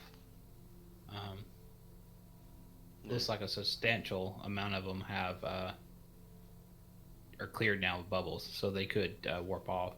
I'm Yeah. not seeing any tethered either, so it doesn't look like he's been able to break. Massive explosion there. Yeah, something just blew up there. I believe that was an apostle.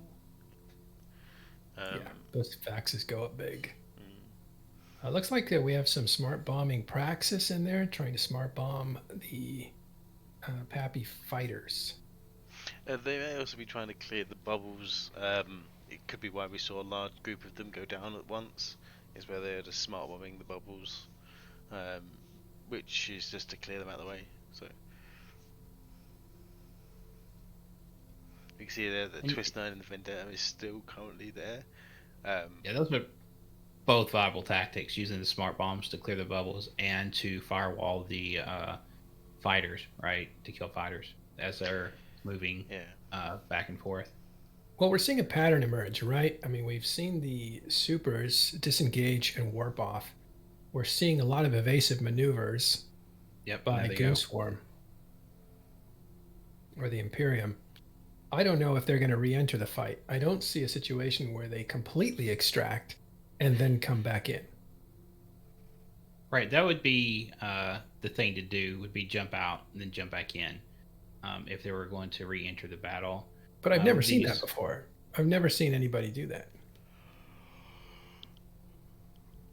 Right. I can't think of an instance when that's actually happened on a large scale either. But if you want to reposition, that's would be the ideal. It's too early to tell, but it might be them saying, "This is not the fight. Let's get out. We got started and it didn't work out for us." That's normally what happens in these major fights. And this one was decided rather early when a lot of the supers were getting pummeled. I think we saw 2 or 3 Nixes go down before the supers actually warped out. And then since then, they've had additional casualties that were left behind because of that move, including 2 Vendettas.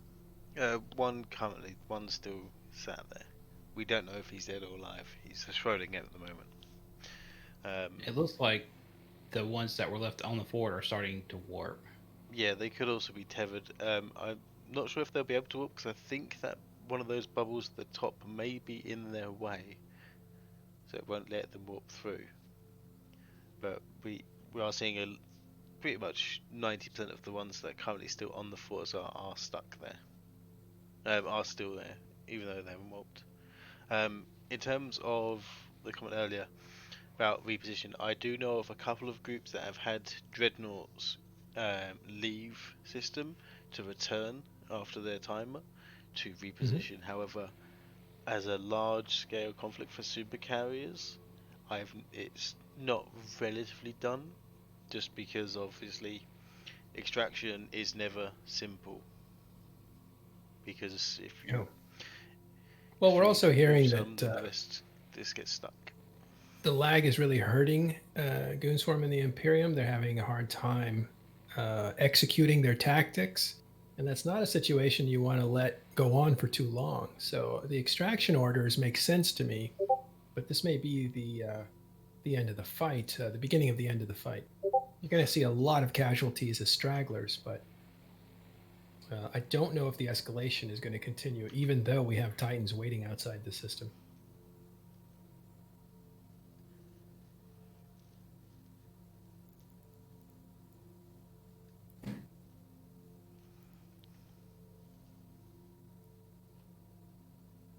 This may not be the day for the Imperium.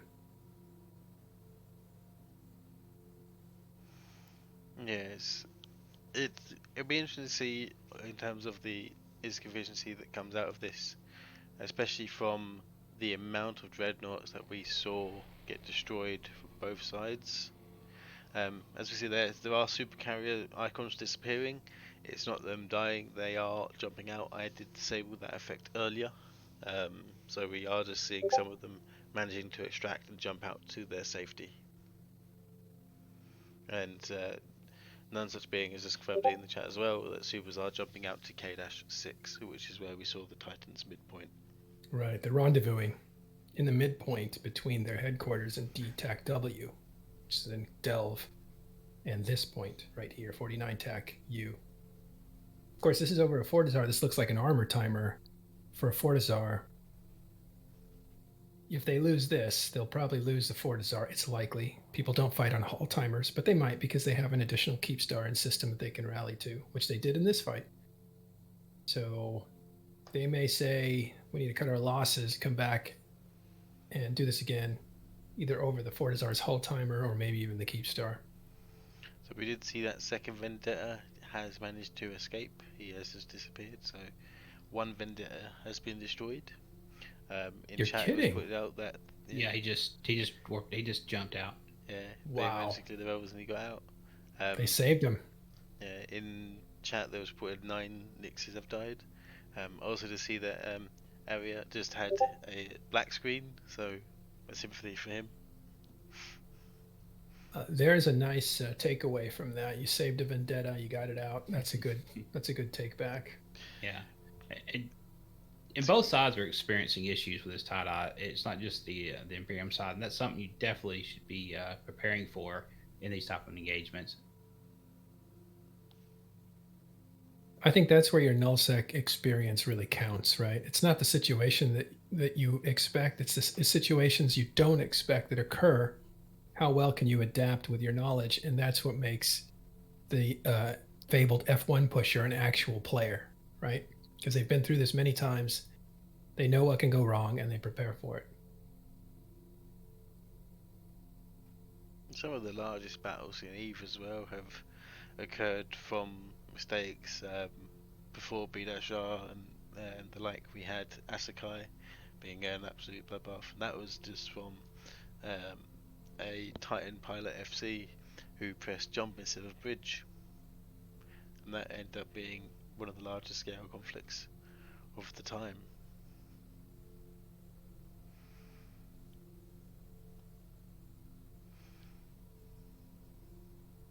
Oh, that sky just lights up when those capitals explode. It's not actually a sky, but you know what I mean. Looks like they were able to extract the majority of the supers that were left there, and like we just said, the vendetta. So, although the losses are not great, they're not terrible in this engagement either. Just from the size of the engagement, it looks like unless Imperium jump back in and the battle goes a different way, it looks like the Legacy or Pappy forces will win this engagement. Makes you wonder if we'll see like kind of what happened when Initiative lost those carriers. You know, they kind of just backed up a little bit. I'm wondering if the same thing will happen here. Yeah, it's hard to say with that one. I just had someone send me a Discord message in terms of vendettas. 2 out of 3 ain't bad. Well, I don't think it was 2 out of 3, wasn't it? They saved 2 out of 3. Yeah, they saved 2 out of 3. Yeah, right. And they can walk away good. with that. That's pretty good. You can untangle a vendetta in the middle of this. You have some bragging rights. Oh, absolutely. We just saw like three or four capital ships explode. That's the jump animations just beginning, so we are seeing some more of the supers jumping out there as well.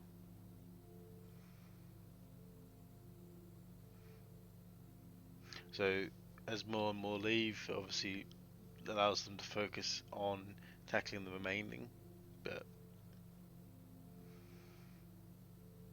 I'll be very surprised if Goon Swarm do re-engage with the super capitals. Local is at 3,200 pilots, so bringing super capitals into this will be a very risky strategy, especially considering the chance of node failure. I just don't see it happening. It's, we all have enough experience to know where we're at in the timeline of a fight. I've covered many of these before, the biggest ones, and this to me looks like it's winding down. It's going to take a while to wind down, but it is. I would love to be surprised and see the Imperium re-engage in a different tactical position. Camera decided just to go for a bit of a funny moment there.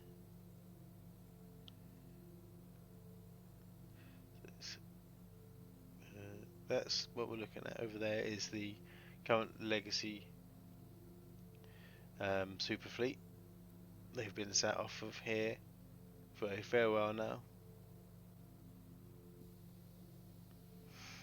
You see, they're not really even aligned to anything. They're all relatively stationary. What are we looking at here? This is the Legacy and Pappy super fleet. It's not engaged? They're not. No, they are. They're fighters. They're just sitting there. Their fighters are out, right? But they're just sitting there, not aligned, just chilling. Yeah. I missed the angle. I'll try and tell the so, according to Halo down there, Pro God Legend has called for more dictors. That's a maneuver when you want to capture as many retreating foes as possible. So right now, the Pappy forces really want to extract some damage, some casualties out of the retreating Imperium. Yeah. Just a side note, PGL always wants to call for more dictors, so yeah, it could just be a thing. And the FC does. We're going to be joined by January Valentine. Used to work at TIS. How you doing, January? Let her get her mic up. Hello. Hey, how you doing? Hello. Hey. Let me turn you up a little. What do you think, January? What have you been seeing? It's going very slowly. So what we have is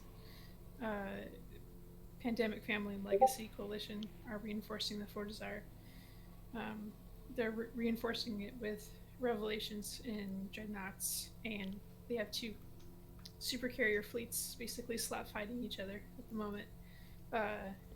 We have Test in Nightmares, and there's other fleets around, but it's hard to see. And they're engaging the Baltic fleet of Imperium on the Fortizar, but it's going very slowly. So I can't really tell who's winning, like quote unquote. It's really close. It's honestly, it's whoever. If Pandemic Family and Legacy can keep Dreads in and keep reinforcing the Fortizar, I think eventually they'll win. But it's crazy right now. I can't imagine what comms are like right now.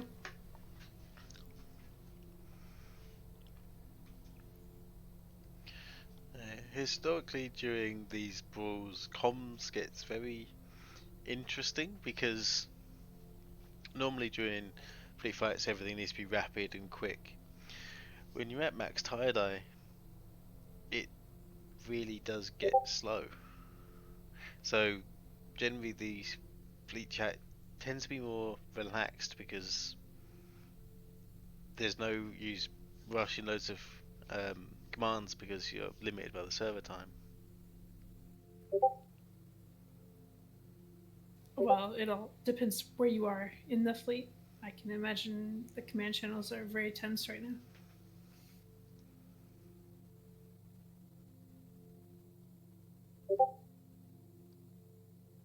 Well, I think you called it. They say that comms are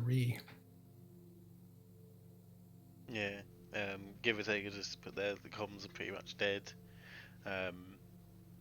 Vash the Vicious said the same. The Test quiet comms, just because, like I say, there's with everything being slow, everything just kind of chills out. I remember the last major tie-dye fleet I was on, we started telling jokes and riddles just because there was nothing we could do apart from wait for that target to die, and then the FC had already broadcasted 3 more that were waiting for locks. It's kind of...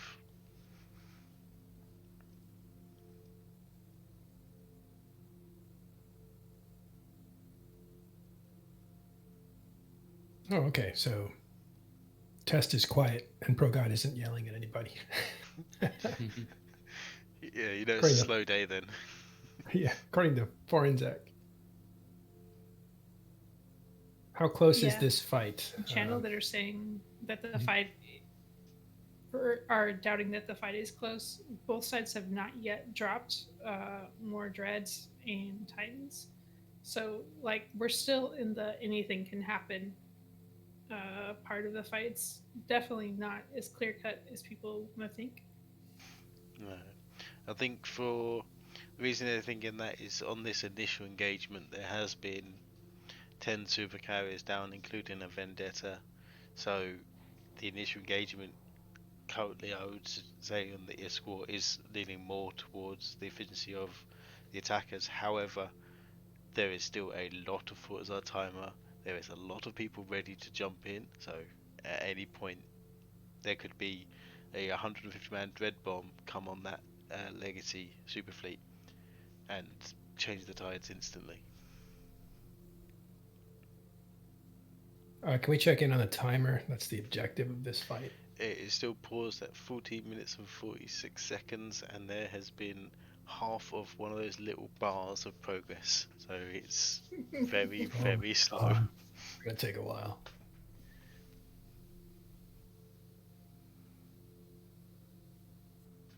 Yeah, to be honest, both these guys have super deep war chests, so the fact that people are kind of memeing over 7 Nixes and 2 Vendettas are it's basically pocket change. Yeah, in the scale of this war and the ships that have been moved over this weekend, especially, a dozen supers doesn't really equate to a lot in the scale of the war. Seraph Paticane of Test says there's a 17th super down. We can't confirm any of those numbers as Z Killboard is offline or slammed. Seems awfully high though. 16, 17 supers dead.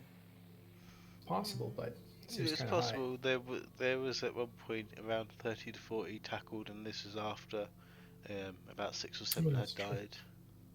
You're right. That's right. We got up to like 6 or 7 before we couldn't tell. Yeah, we didn't ever confirm that Horde Nyx. We think it died because it disappeared, and it was. No, it got away. Yeah, Odin's there put in chat that it did manage to escape. Well, good for them. It was a close call. Yeah, 18. Somebody's counting explosions. I'm not sure that's enough, but you're probably close. There's no way for us to know. The issue, Malcolm, with explosions is particularly the Apostle is a rather large hull, and when you compare that explosion to that of a supercarrier, they are nearly identical, just because for some bizarre reason they are the same size. Normally, by the way, a battle report will look even during a fight as groups exchange blows back and forth, but it's during the extraction that you will lose very quickly any kind of a tie. And by the end, the kill report will show that you ended up losing by 10 to 30%. So we'll see what happens on this one. This fight's not over, but the signals are that the armor timer is just going to take a long time to get through. And that's where Goonswarm may actually play a meta trick and keep tie-dye as high as possible to make this as slow and painful as possible, discouraging it from happening over and over again. I know there were several small squads of burst jamming interceptors that were warping around, so that probably contributed a lot of it. But there's a lot of fighters on grid right now, and yeah, that doesn't really help. By the way, looks like we have a pretty good confirmation that there are 16, 17, maybe 18 supers dead from the Imperium, as we've seen a screenshot of Rex. That is a good way to tell. Yeah, if you have a rec tab on your overview, you could always filter that way and see what recs are showing. It looks like people are jumping out up there. Yeah, it looks like there could be some of the dreadnoughts. Yeah, I think this is the biggest fight. You know, I couldn't tell you earlier, but this looks like the biggest fight of the war so far. The problem is there's not a keep star on the kill mail, so the totals may not add up. But as far as like savagery, this is it. And hopefully there will be more.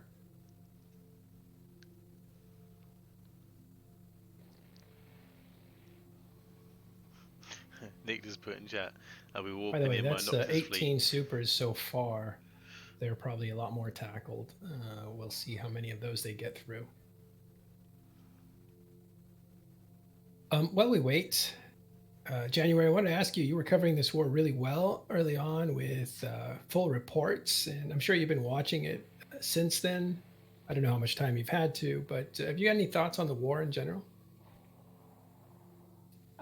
Well, it's a war I've had the privilege of covering literally from start to right now. And yeah, I was kind of unemployed in the middle of the summer, and I got a new job right as the war was starting, actually, about 2 weeks in. But it's been extremely interesting. There's so many plays on each side that yeah, it's it's been a privilege, honestly, just being here at the beginning and being able just to watch the fights on grid as they happen. Yeah, where do you think we are? Or maybe you could tell us where it was and where we are now. Like maybe you could contextualize it if you want to. Maybe what the early months were like, because now it's a few months, right? We're in day 79, I think. Yeah, it's like 79 or 80. I didn't understand the question, sorry. Well, what was the beginning of the war like as far as activity compared to where we are now? Well, the beginning of a war is always really similar, kind of no matter what. Like, first of all, you have to establish a beachhead, and that's what they were doing for the first 3 weeks in Fountain, is just getting into Fountain from Hop-Hib. And then it's almost pretty predictable what's going to happen next. Then you start getting key iHub battles, then structure bashes, Fortizars and Q-Stars taking control of regional gates. And we're basically seeing that over and over again on the way to Delve. Yeah. Who would you say, if I could just put this out there in this way, who would you say is winning this war or accomplishing the the tactical markers that they want to accomplish? Who's winning?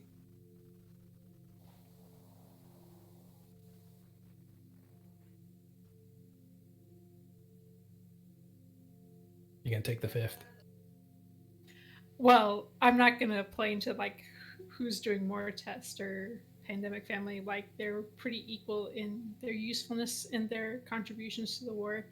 I'm not a fleet commander at all, so I'm not sitting in Asher and Jay's war councils.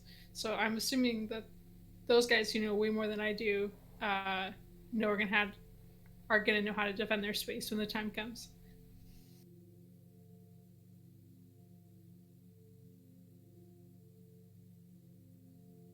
Oh, absolutely. And you also have a new show that airs tomorrow night, if I'm not mistaken. Is that correct? I don't know.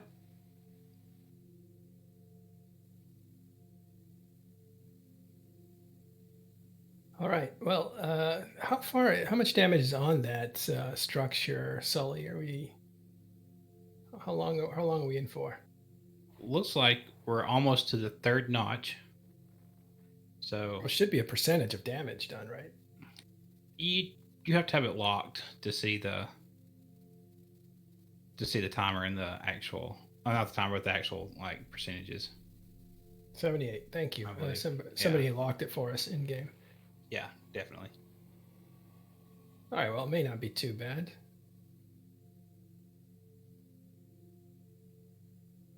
I have Dunk Dinkle in the audience there. What's he say? It's still got a long ways to go before this is the timer's finished. I just read what Dunk wrote, and I'll read it out loud here. What space has Imperium defended so far? ? And I think he means that as a challenge. Like, what have they done so far tactically that's allowed them to claim that they've gotten a strategic objective met?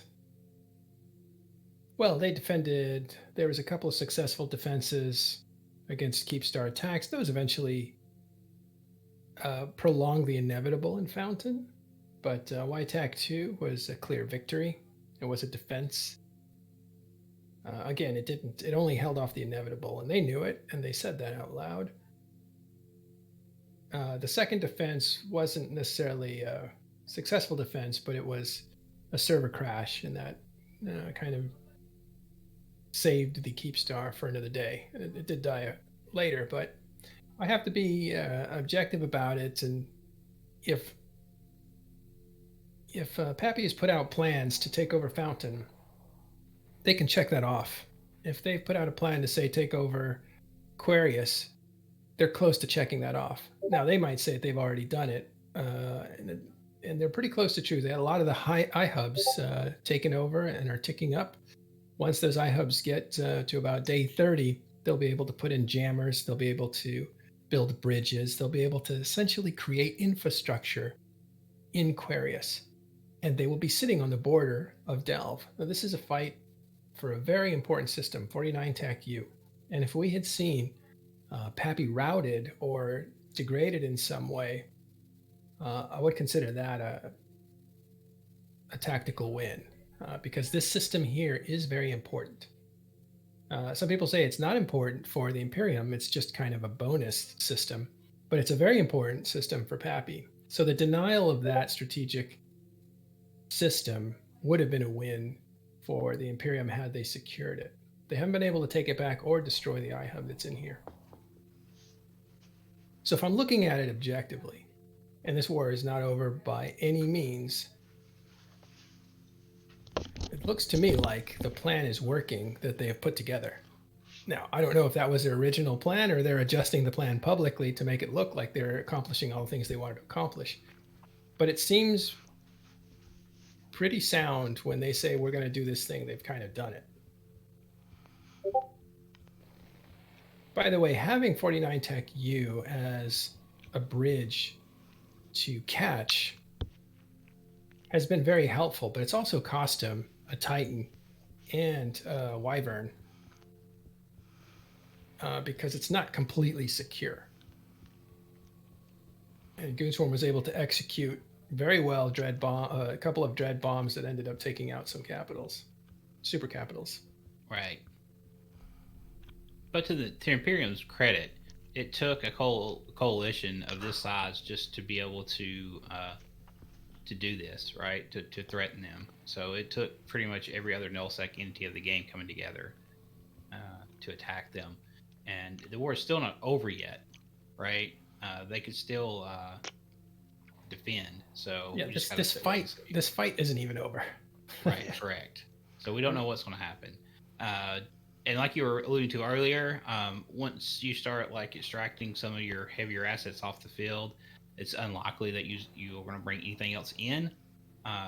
So I would be surprised if Imperium jumped anything else in at this point, but you never know. Yeah, I don't think so. I think this Fortizar is going to pass through timer, get to hull. Not sure if we're going to see a challenge to that hull, so it may just be eliminated. That leaves the Keepstar the only structure for them in this system.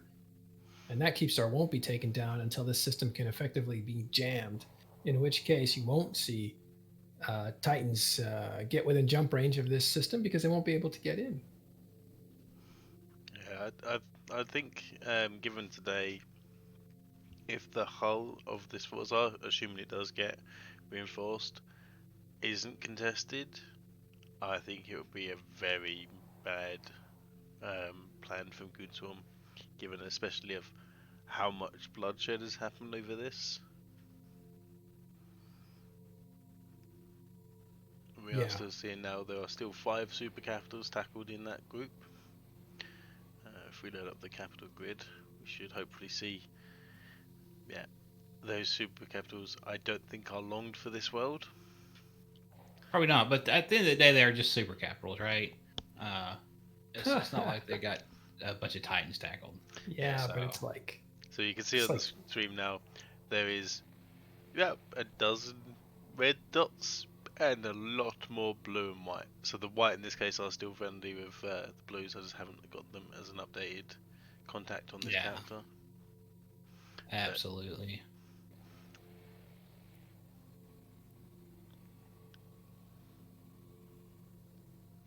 Yeah, I'm not even sure Goonswarm's going to contend to keep Tie-Dye crushed. I think they might just give this one up. Fight's not over, as I said before. It never is until it is, but momentum has totally left this fight. Rubicon 66 has just said in chat, tethered, so they may well be tethered. Yeah, we're still at 17-18 Supercarriers dead. At least that's how many wrecks are on the field. So yeah, they are indeed tethered to this Fortizar. And there is a lot of there's a lot of subcaps we're not seeing too. Overview settings. So there's still a lot of Imperium forces on the field. We're just not seeing those because of the overview settings that we're looking at now. You can just see here capitals. The wreckage of the dreads. Yeah, look at that. You just got balls of dreadnought wrecks.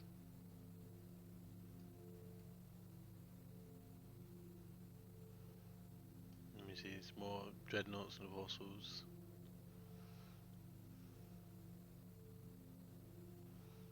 It's like just cloud of debris.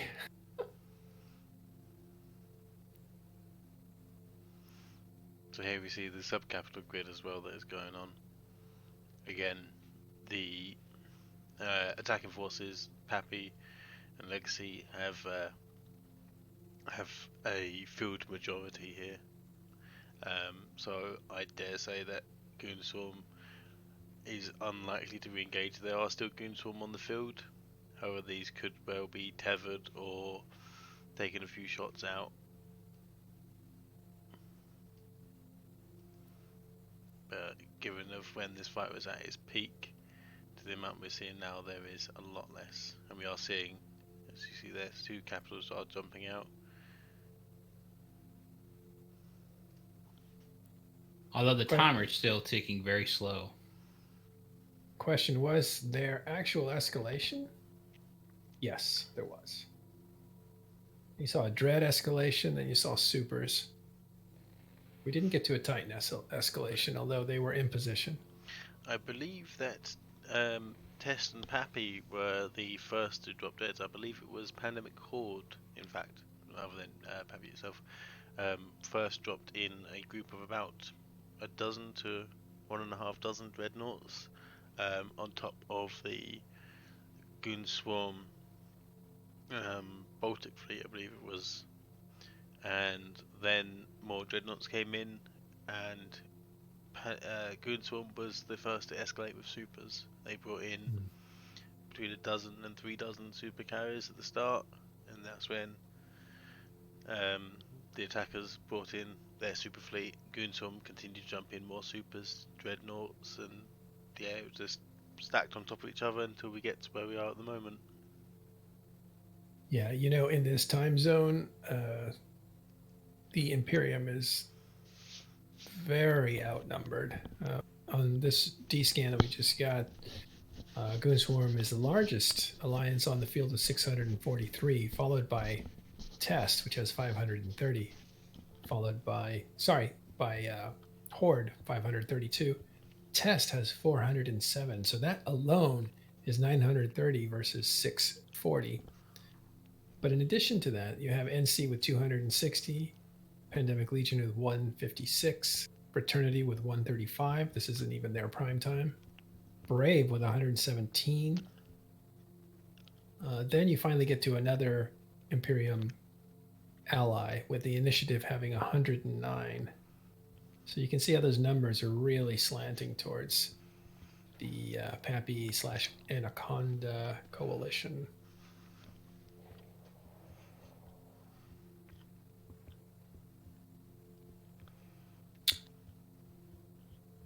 Is tie-dye still at 10%? I I would say believe so, so. yes. It's unlikely to move off that for some while. Yeah. It's an amazing show of force. If give or take there, it says that 1,359 are waiting in PTAC Z. Those would be for the Pappy forces. In addition to what you see in this fight, you still have those reserves ready to go. That's huge numbers.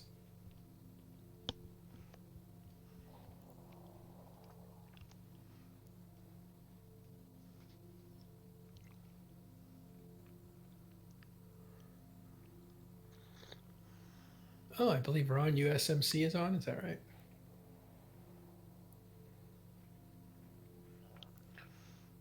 Yep, I believe so, as to see his stream pop up on my follow channels. All right, maybe we'll throw it to him. He was part of TIS for a long time. However you're feeling, Sully, you okay? I'm doing okay, I've just got fresh coffee. Yeah. It's 5 AM my time, so for those in the UK, I do sympathise, it is very early in the morning. Just a few weeks ago, I'd have been watching the sunrise. So I think there are other streams. There's one on INN for the Imperium news, and they're a good stream as well. You also have Ron USMC. He's from Test, and we are talking in stations.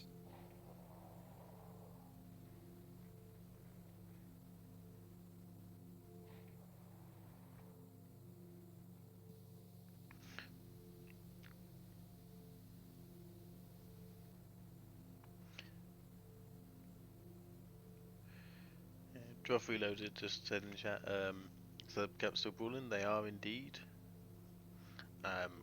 We don't know how many, but we do see some bubbles still going up. And there are still a large number of subcaps tethered to the Fortizar, or shooting from the Fortizar, but I'm unsure whether there's a lot going on with that.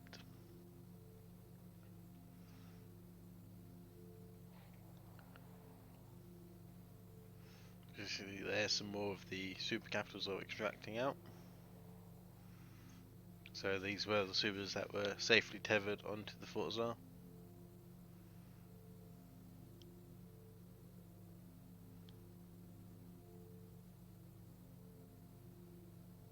Oh, look at that. Evlog has been up to a lot of good streamers covering this, including ourselves, right, Sully? I don't know if I classify myself as good. It's a compliment to you. Yes, you're doing a good job, Scully.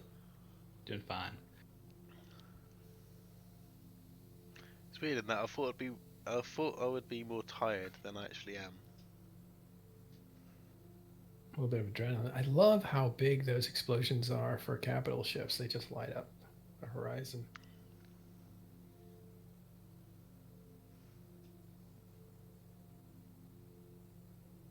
So the consequences to this fight aren't overly significant. I think it was a good opportunity to have a good fight. If people really wanted to engage, this was going to be a good time to engage.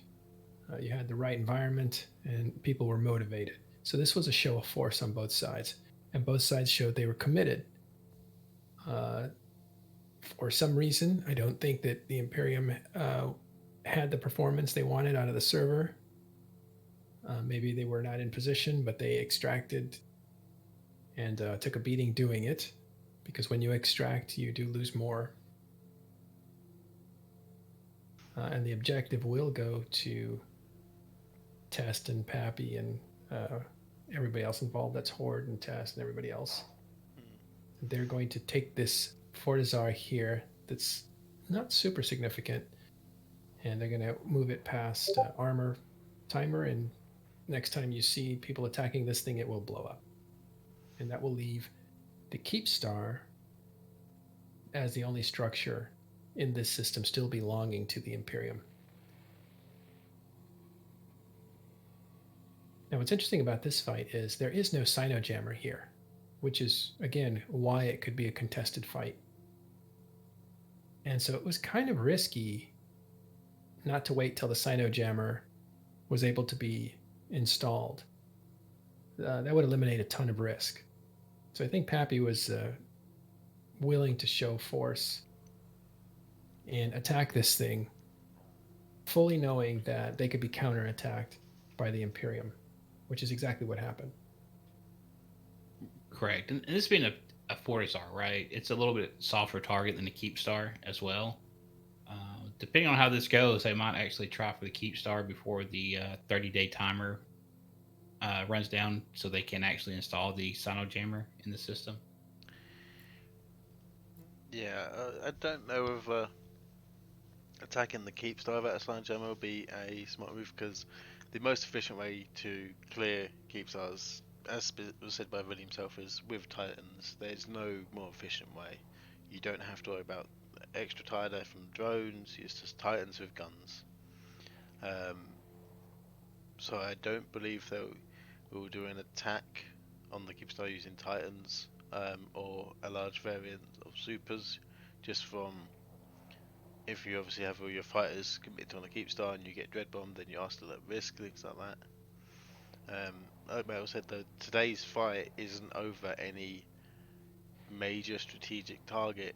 It is a armor timer for a Fortizar. Nothing that could be not regained in another day of work within an attack.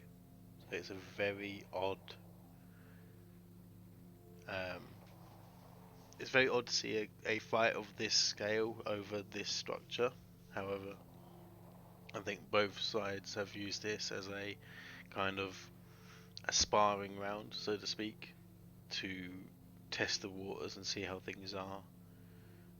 Correct. Neither side's taken catastrophic losses, so this was definitely a good test of the water. I'm sure the Imperium felt probably the same way. Is maybe they wouldn't be expecting this much of a form up for a armor timer for a fort.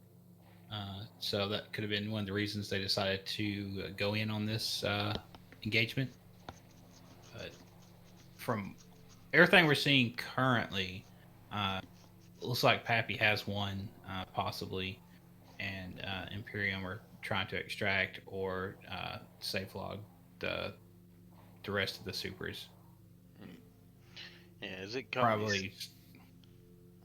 A little more information on that Horde Nyx that jumped onto the Keep Star. Apparently, it was an AWACS Sino.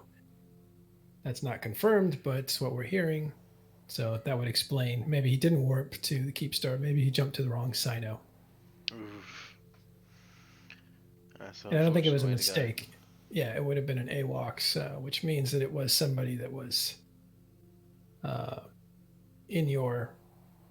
somebody that looked legitimate but was betraying you. And I believe the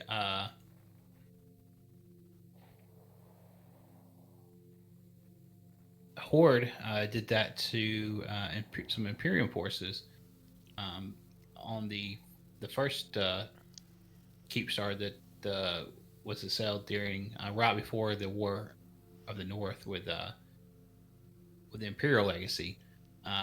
It's the Battle Pro God wrote that $1 Million Battle article on, and he got on the Canadian News Network. Yeah. By the way, that Horde Nyx, we are at this point assuming it did die. It disappeared. People reported seeing the wreck, but we couldn't substantiate it on Z-Killboard. Z-Killboard crashed. But if there's a wreck out there of a Nyx and it belonged to Horde, that's pretty good evidence. Yeah, it's a very nice way to go with an AWACS because unfortunately, a lot of the times in these larger alliances as well, especially with Pandemic Horde, because they have a very open recruitment policy, so they are notorious for getting spies and things like that in there. And in these situations, all it takes is that one pilot to make the mistake, and then they're on the Keep Star. But same way, if there had been 5 or 6 that done it, then even more so. It is a very nasty way to go. Yeah, it looks like they would have someone like in the Sinos that would be in maybe a more stringent corp inside the Horde, right? That does vet their members a little better, or possibly have someone outside of Horde, maybe NC or PL, do all the Sinos. That seems really dangerous to have a Hordeling doing a Sino, especially for supers. Sometimes they're in your comms and they say, over to me, jump to me. And because they're in your comms, you automatically assume they're safe. Yeah. But that's why it's an AWACSing Sino instead of just a Sino. Yeah, definitely. But sometimes they do that. It'd be easy just to say, hey, don't jump to any Horde Sino. Yeah, so standard things that happen in fleet, especially during the move-ups that we fire and everyone's been going through, which is you can actually jump to Sinos from the fleet member's name. So more often than not, a large majority of pilots will have the Sino pilot on their watch list, and rather than go to the menu, jump to, and then you have a list of 18 Sino characters, you just right click on that one, jump to the single member. Yeah. Do we still have supers on that Keep Star over there? I still see a lot of ships marked. There's still some supers on the Keep Star. On the Fortizar, however, there is just currently one. All the rest we don't know if to jump out. Fight's over. We may see some surprises still, but that armor timer is ticking away. Goonswarm's very slowly. We gotta do something. And there's a new, smaller Aeon model. It looks so tiny. I believe it's still 30% larger, but I believe a possible mistake would be that it went from being a 30% increase to a 300% increase by mistake. So it would be kind of an easy mistake to make with that one. But I did prefer it when it was the large model. Gave me fear, and kind of had me hoping that it would maybe buff the Avatar model again, make that a bit bigger, so be that mightier ship. But resizing of the ships has been a problem in Eve for a while, so it's nice to see that there is some work going on that.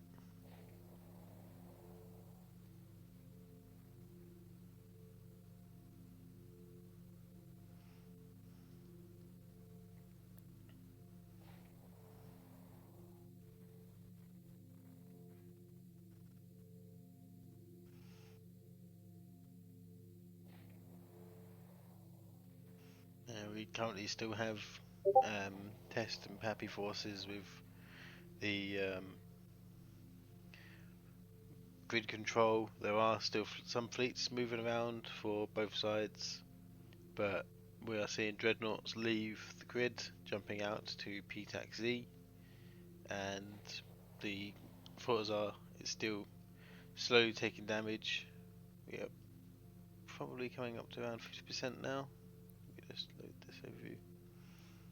Yeah, so we're probably 55 to 60% at the moment, so still a long way to go for this timer, but a large amount of the capital forces are beginning to extract, except for the Legacy and Pappy Titan fleet. Sorry, not Titan fleet, Super fleet. They are still firmly attached in their bubbles.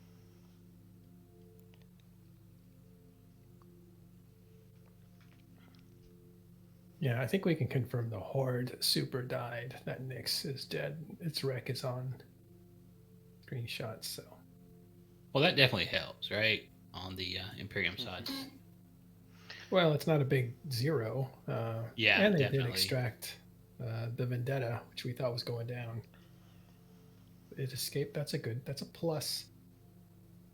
There's a ton of carnage here. I don't know what 18 supers they took away. They may not want to live with that. But I don't know if they would. Are they just going to take the reputational hit, or if they're going to, I don't know, maybe use some subcaps to try to even the score? We'll see. Yeah, it'll be interesting to see the total tally that comes out, because in terms of the battle, Oh, we're seeing a lot of bubbles go up. 4 and 5. Paul, Guntorm are just bubbling. I believe they're bubbling dreadnoughts, trying to make their lives of extraction that much more difficult. So kind of it's what you do first, right? Before you strike. What time is it? Discord, how's it going, Matterall? Oh, Oh, Billy, hey. how you doing? Good night. How about you? All right, he's got us a mug. Look out. Yeah. Coming at us. Tell us what happened. Another standard Fortizar fight. Enemy had facts plus subcaps on the Fortizar. We initial escalated with dreads. They counter escalated with dreads. We counter escalated with more dreads. They escalated with about 100 armor supercarriers. We counter escalated with about 200 shield and armor supercarriers with regular carriers and facts. And then the Imperium folded their hand, I guess you could say, and stood down. Or, they did not choose to continue escalating. Right. So at which point we began just murder zoning Nyxes and stuff. Yeah, we did see them move Titans over into K-6. Yeah, they had about 200 Titans in K-6 ready to go. But, yeah. And they had about another 150 to 200 dreads they didn't commit, so. What did you have? More. Yeah, I did. We didn't have 1,000 Titans, but we had more. Yeah, we did see PDXZ on the stream a couple of times, and yeah, there was a lot more undocked than I saw elsewhere. Yeah, so we're currently looking at, I think, 15 Supercarriers and 1 Vendetta killed, so it's going to be a pretty good battle report, let's say. Yeah, this is the biggest fight so far. Both groups committed on a reinforced node, which is great. And it looks like it's diffusing and kind of going away. Is it 16 Nyxes? You guys took out a ton of Nyxes, yeah. We got 1A and 1 Vendetta, and the rest were Nixes and maybe 1 or 2 Hells, I think. I can't remember. Well, we both the armor fleet and the shield fleet were shooting different targets at one point, so. When ZKill finally gets rebooted, I'm sure we'll be able to get a lovely battle report coming from that. What's the significance of this target? There is no significance to this target at all. It's literally just a random Fortizar and 49U. The only significance that really applies to this Fortizar is the fact that we went and shot it like 4 or 5 days ago, and this is the one where we stood down because we weren't fully moved in yet, and they got that big like morale victory where they had forced us to stand down, I guess. Yeah. What was the impetus to fight this fight for you guys? Is this a show of force, or did you have a strategic objective you really wanted to accomplish?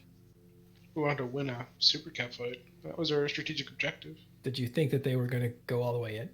Yeah, they indicated that they were willing to play that game, so we indicated that we were willing to play that game, and sure enough, here we are. Well, right now I see a bunch of bubbles going up. Does that worry you at all? No. They're just feeding dictors at the moment. Trying to keep us bubbled in the fort to quote-unquote waterboard us, but, we're just... Dictors aren't free. We're just killing them. They have no DPS left, right, except aside from the Fortizar itself, and so we're just chilling. So, taking our time recalling fighters, and letting tie-dye come down a little. Yeah. Is this their last fort before that Keepstar? No. We've got many forts. No, do they? Is this their last fort? In 49 TAC, specifically. No, there's tons of forts all over Aquarius that we still have to go. No, in this system. Yeah, this would be the only other big structure, I guess. There's still some Astros and Athor, I think, in here. So is this, seeing the outcome of this battle, if it continues to go this way, would that give you guys enough, courage to go ahead and attack the Keepstar without the Sono Jammer? Oh no, we're not going to make a bad tactical play just because we can. Just like this fight, we could have dropped Titans at any point, but we didn't do that because that's not the proper kind of tactical escalation plan, right? The way it works is, subcaps, anti-sub capitals, aka FACs or hot dreads, bomb dreads, supercarriers, Titans, right? And they didn't call our bluff with They didn't call our hand with the supercarriers, so they lose the fight. Yeah, were they out of position? Why do you think they retreated? Well, no, they had the superior tactical position. Oh. Taking this fight on a friendly Fortizar is a very advantageous position versus us not in friendly Fortizar, right? Which is why they were able to extract a large amount of their super capitals. Otherwise, we'd be looking at 100 dead supers, right? Yeah, right. Any idea why they decided to extract? Discord, say again, sorry? Any idea why they decided to extract or to take their foot off the accelerator? I don't really. If they were gonna make the play, or if you're gonna call the hand, you basically have to be ready to call all the way to the river. Yeah, that's the poker term. And they folded on the turn, right? So it gets expensive when you start folding when you got supercarriers in the field. So they cut their losses probably. Yeah. When they was extracting, they were still pinging out for more supers and titans. Was you worried about a counter drop to come in, such as a dread bomb on your supers? Obviously, you had all your super fighters were already down on the Fortizar. Was that something you was actively worried about, or?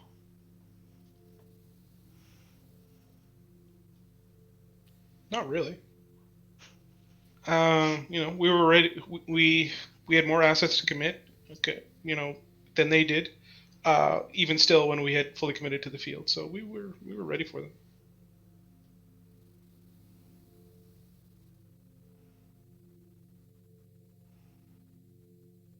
Well, Billy, I know we're super serious, but this looks like a pretty good win for you. I would suspect it will be a pretty massive victory. Do you Yeah, it's still have definitely some looking things- that way. Definitely have some things trapped in there, or is this going to be? No, you can't trap things on a enemy Fortizar. So all the targets are pretty much dead now that you had. Correct, yeah. We're literally just in the extraction phase. They're suiciding like 150, 200 dictors or something to try and buy time for the whatchamacallit, Fortizar to do damage and kill some dreads. Yeah. One interesting Oh. thing I noted is no one's attempted to bump that Aeon off. In this much tie-dye, trying a bump play wouldn't really work. The Fortizar just webs you once, and then you've got another capital on the field. Doesn't really play all that well. That's funny. We see someone in chat saying there's a big party in PTAC Z. Can imagine. Yeah. Well, again, this is it's not completely over. Definitely looks like it's gone your way. Well, the Imperium has stood down the super capitals on their side, so there's no way I can see us. Maybe we lose a super on the extract accidentally or something. But I don't think anybody would really care too much if we did. I know we lost one super to Horde Spy, which is pretty standard. Jumping to a wrong Sino or a spy Sino. But at the scale of these fights, that's just how would you call it? Part of the price you pay. Yeah. Casualty of war. An expected price to pay or something along those lines. I don't know how to say it.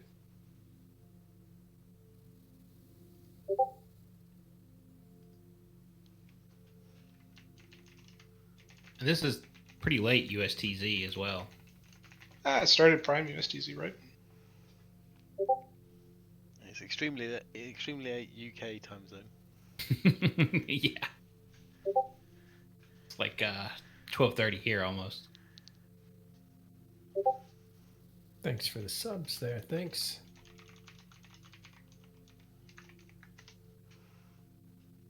We're still looking around for information so that we can let you know if anything's going to happen. Right now, they're bubbling like crazy, trying to make this a slow and painful process. Keep the Anaconda forces on the field. Let that Fortizar do some damage to them if it can, according to Billy. But its armor timer is ticking away. It's being damaged.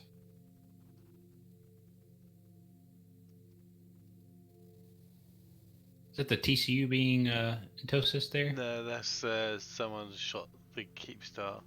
There's a bunch of battleships that swapped out to the Goonswarm Keepstar in system, and that's what you can see there.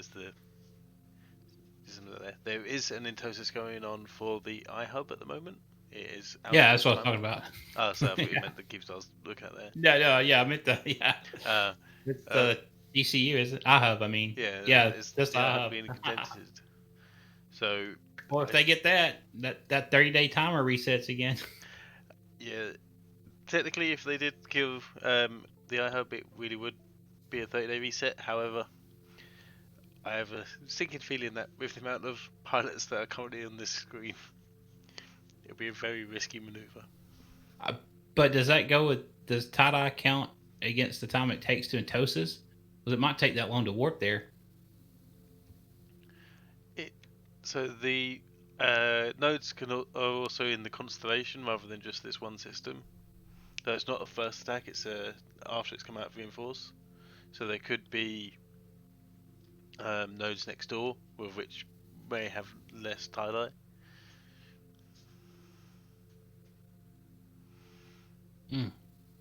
But I believe That's something else to keep an eye on, though. That would be a win for the Imperium, right? If they could get that iHub.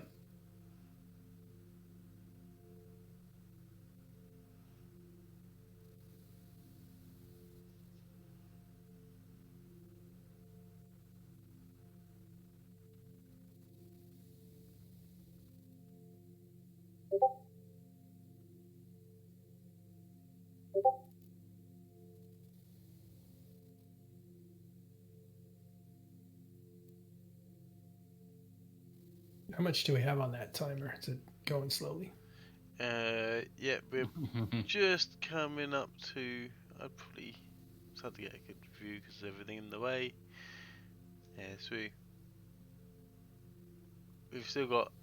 We're just probably coming up to about halfway on this Fortizar's armor health.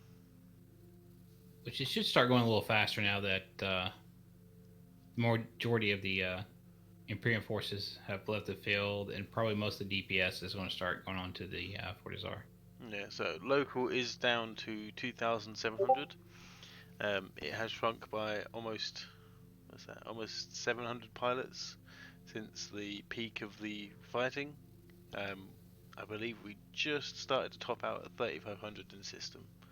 So we are slowly getting less and less people in system. We are seeing there's a lot less dreadnoughts now. A large majority of them have extracted. Some of the supercarriers as well have also left. I just had a really weird memory refresh for when I was last flying a dreadnought in a battle like this. We used to play. It was before tie-dye existed. It was during the lag, and we played self-destruct bingo, which was whoever could get their ship the lowest to 0 won. So everyone agreed, like, if someone beats you, then you give them a little bit of risk, whatever it be. And I remember playing it with a Pandemic Legion Titan once. Yeah, he had 1 second left on his self-destruct timer. Wow.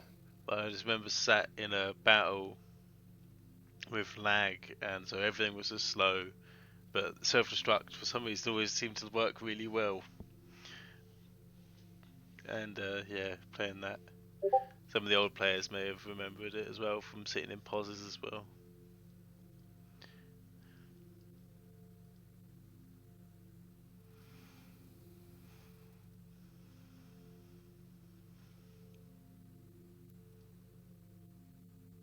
Yeah. So Billy's taken off. He might be making sure everything finishes up. Yeah, Okay. I'm sure he's busy. They gotta be careful extracting as well, so mistakes aren't made. Yeah, I've seen a couple of super pilots. So they are surrounded by bubbles, like Maniskar said earlier. It's very dangerous if a super carrier DCs for whatever reason because of the stress of the node. It can be a long time for them to get back in, so they could be stuck in space. Many times have supers been scanned down and killed whilst in a safe spot from having to disconnect. So the bubble's there to keep everyone in.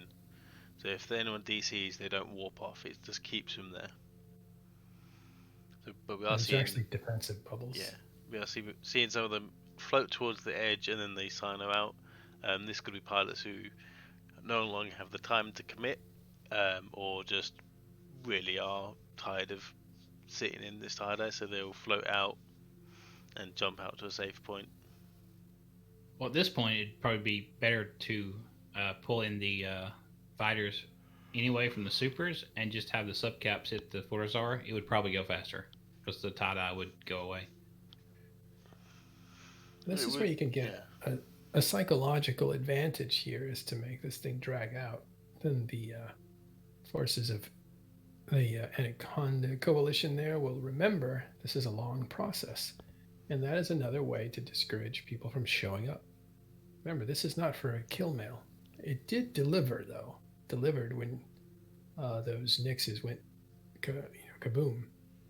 So that's something that'll motivate people to show up next time. And a Vendetta kind of helps that, which is one of the reasons why you see FCs like Killaby saying, park those expensive kill mails. You're just going to motivate people to show up. And we don't want them to show up on the other team. We want them not to show up.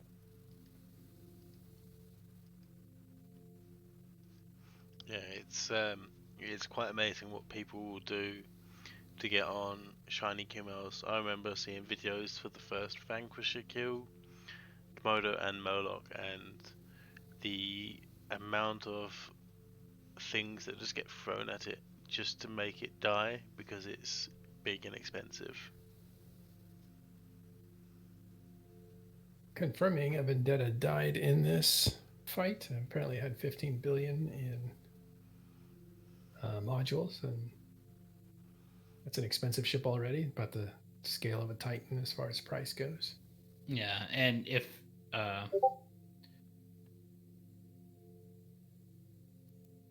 this grid bit on their Fortizar, the salvage and the loot usually goes to the victor. We'll see what the Anaconda Coalition or whatever, see how much they can salvage from the wrecks and stuff, which would help kind of offset their losses. Yeah, there's already a large amount less of the wrecks available, but it's hard to say whether they have been salvaged and looted or if that is the dictators that we see back and forth from the jackdaws just clearing the wrecks.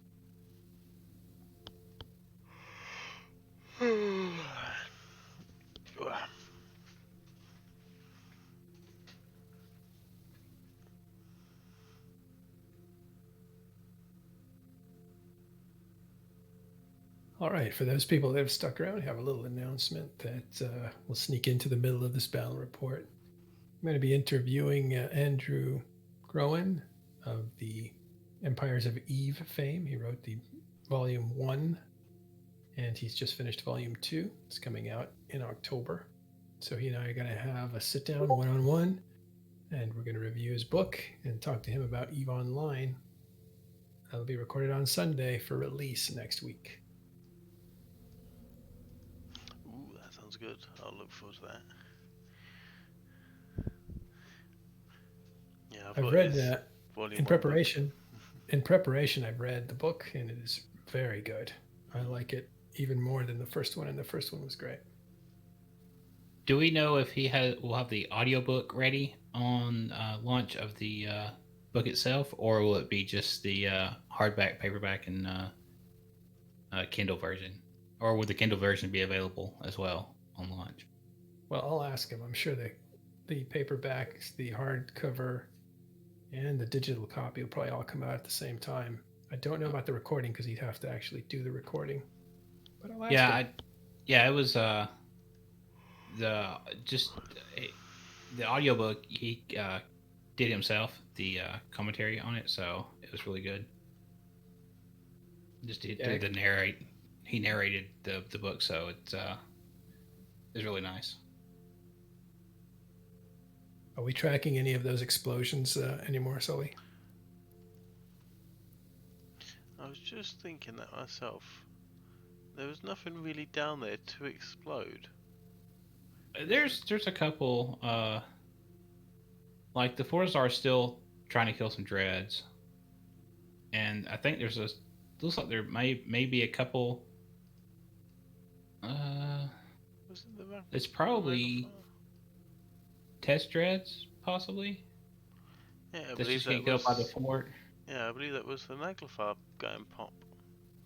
Yeah, the Fortizar can still do a lot of damage, right? And that's what Billy was saying, that they're bubbling. They're suiciding these dictators in, so the Fortizar can kill some extra dreads. So, Sino will just put in chat, goons are saying they killed a Pandemic Legion Minakawa with 60 bill fit Lokis in it. That'll be very interesting, but given the move up has just happened, it isn't uncommon. Me, for example, when I undocked my Titan just to be out on the Keepstar, I didn't realise I had a lot of ships in my hold, so I immediately opened the cargo deposit and put them away. So it can be done. Yeah, but that wouldn't be the Loki's fit. That would just be modules he had in his probably cargo that he was transporting. He forgot to remove from the cargo when he took it into battle. Yeah. So KO linked the Reddit post for the Vendetta, and the in-game says it's 15 billion. However, there are some officer mods on there, so the value will be greatly different.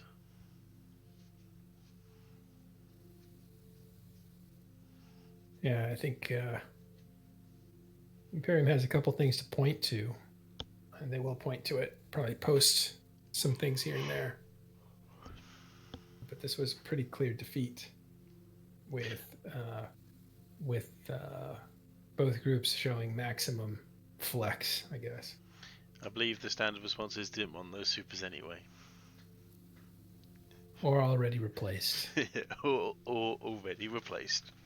Which is at this point in the war is definitely true, right? Because this is the first loss of or a group of losses of any like supers or titans. There's no big titan loss, so it's just quite a few supers, but that's still fairly small considering the scale of the war, right? Yeah, but we're tracking. They've lost 12 trillion already, but most of that was in structures. Yeah, through Fountain. Whereas right, and Anaconda guys have lost 7 trillion, which is no small amount. Right, but if you take away the structures, the cost of the structures don't come into play until you start replacing them, right?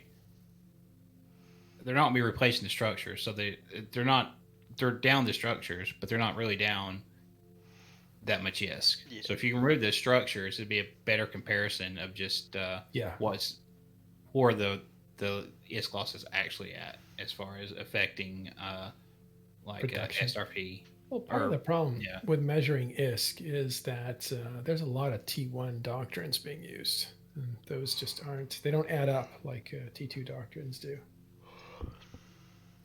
Well, yeah, and you don't want to fly blingy ships that are more difficult to produce unless you have to. Right. I mean, so we are seeing the people jumping out. Yeah, so that is the super fleet from Legacy beginning their extraction. So we'll go over closer. Should see tie-dye start to come down a little bit, which should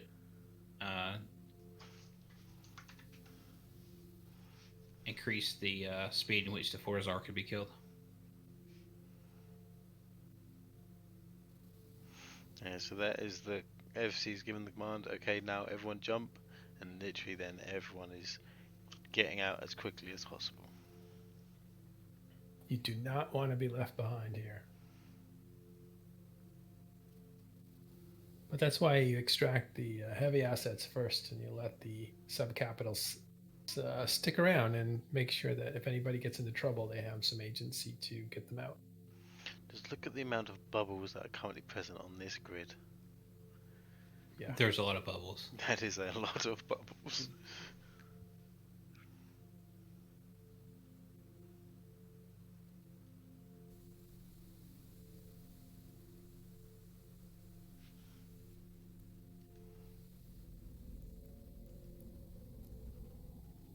I say I'm also looking in PDC, and I do indeed see these supercarriers arriving safely on the Keepstar out here.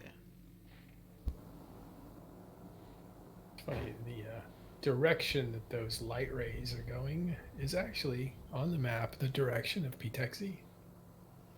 Yep. Pretty amazing that CCP could do that. PTEC-Z, I believe, is that star there, or one of them here. We see the end of the tunnels come up here, but it keeps going for a little bit.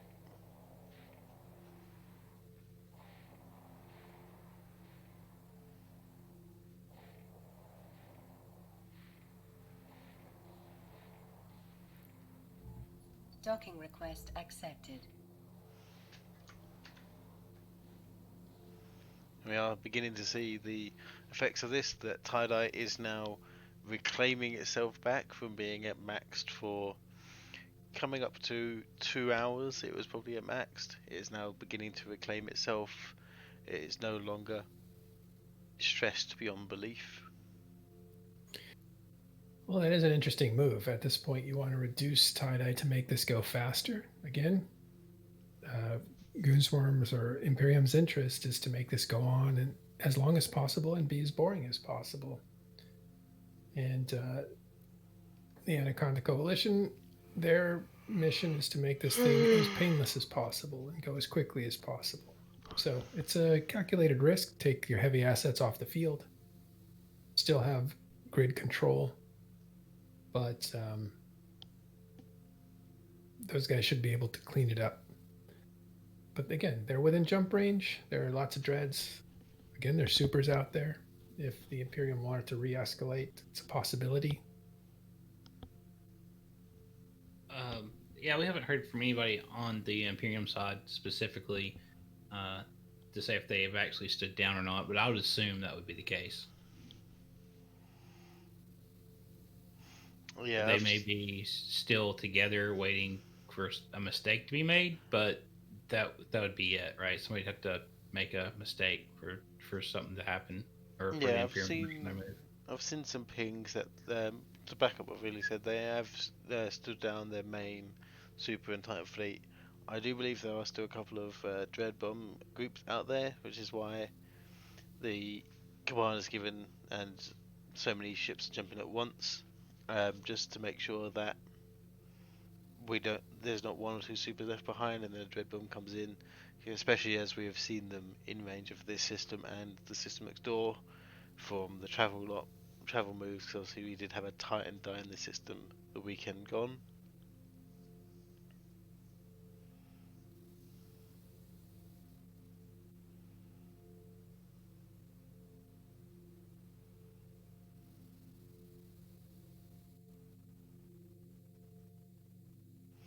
Hey, Johan Jordan, thanks for the Prime sub. Thank you to everyone that has subbed. Sorry if we miss your notifications or messages, but thank you very much.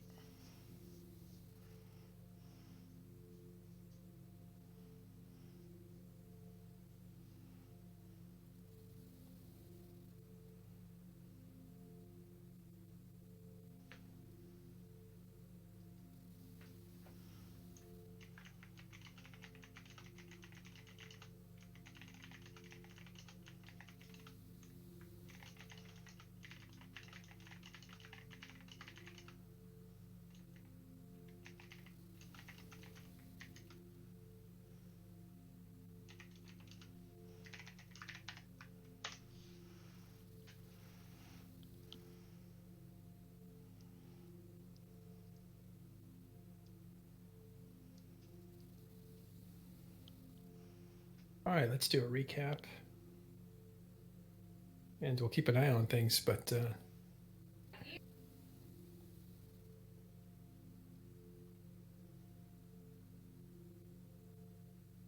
Sully, can you do a recap on what's happening? So, throughout these last coming up to 3 hours now, because there was a little bit of stream before I took over, there was an attack. Oh, the Fortizar timer was coming out, so it's coming out of its first reinforce, so its armor was vulnerable. Both sides committed subcapitals. Goon Swarm had some faxes to aid their Baltic fleet. There was a Pandemic Horde small contingency of dreadnoughts to deal with the Baltic fleet as well as the faxes. Then there was the escalation from Goon Swarms for dreads. Pappy and Legacy brought more dreads. Then Goon Swarm committed 100 odd Supercarriers into the fight, of which then Legacy, Pappy, and the Anaconda Coalition, the Anaconda Group, I'm not sure if it counts as a coalition, then brought 200 shield and armor Supercarriers. And since then it was just a brawl. We can see on the screen that there is the remainder of the Legacy Pappy Supercarriers still slowly extracting out. Throughout the fight there was between 14 and 19 Supercarriers killed. It's hard to confirm because Zkill has gone down, and a Vendetta did die in this fight, one of the faction Supercarriers. And since then we have just seen forces extract. The Supercarriers that were on the Fortizar did manage to get safety in the Keepstar, but since then it has just been a clean-up exercise for the attacking forces. We're just seeing them now as they're slowly extracting out, with Goonswarm throwing many dictors at it to just keep them bubbled, but overall it's just the extraction and removal, with the Fortizar still taking damage and tie-dye beginning to lower to help speed things up.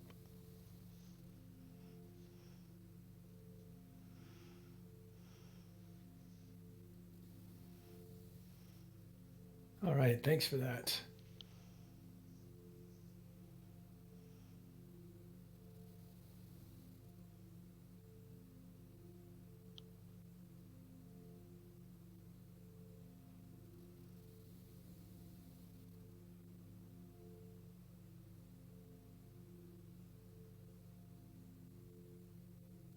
There's a link for you guys, the YouTube channel. Check that out, subscribe, get all the videos, don't miss a thing. I think at this point, what do you think, Sully? You want to stick around, or can we move over to raid? Ron? Yeah, Whatever you want. I think there's not going to be much else going on. I just noticed McLeod in chat, and he said the fort is anti-cap fit, so that's why there's so many bubblers coming in, because they are still managing killing dreadnoughts. But I think the main part of this fight is over. It's just a case now of extraction, so I think we'll be good to wrap up there. It's almost 6 a.m. my time, so I can then get some sleep. Yeah, thanks so much for doing the coverage on this. Really Yeah, appreciate absolutely. it. We'll It's go been ahead fun. and you're good at it too. We're gonna go ahead and raid Ron USMC. Hang out with him. He'll take you through the rest of the fight. Thank you all for hanging out with us. We'll see you tomorrow. Cheers, everyone.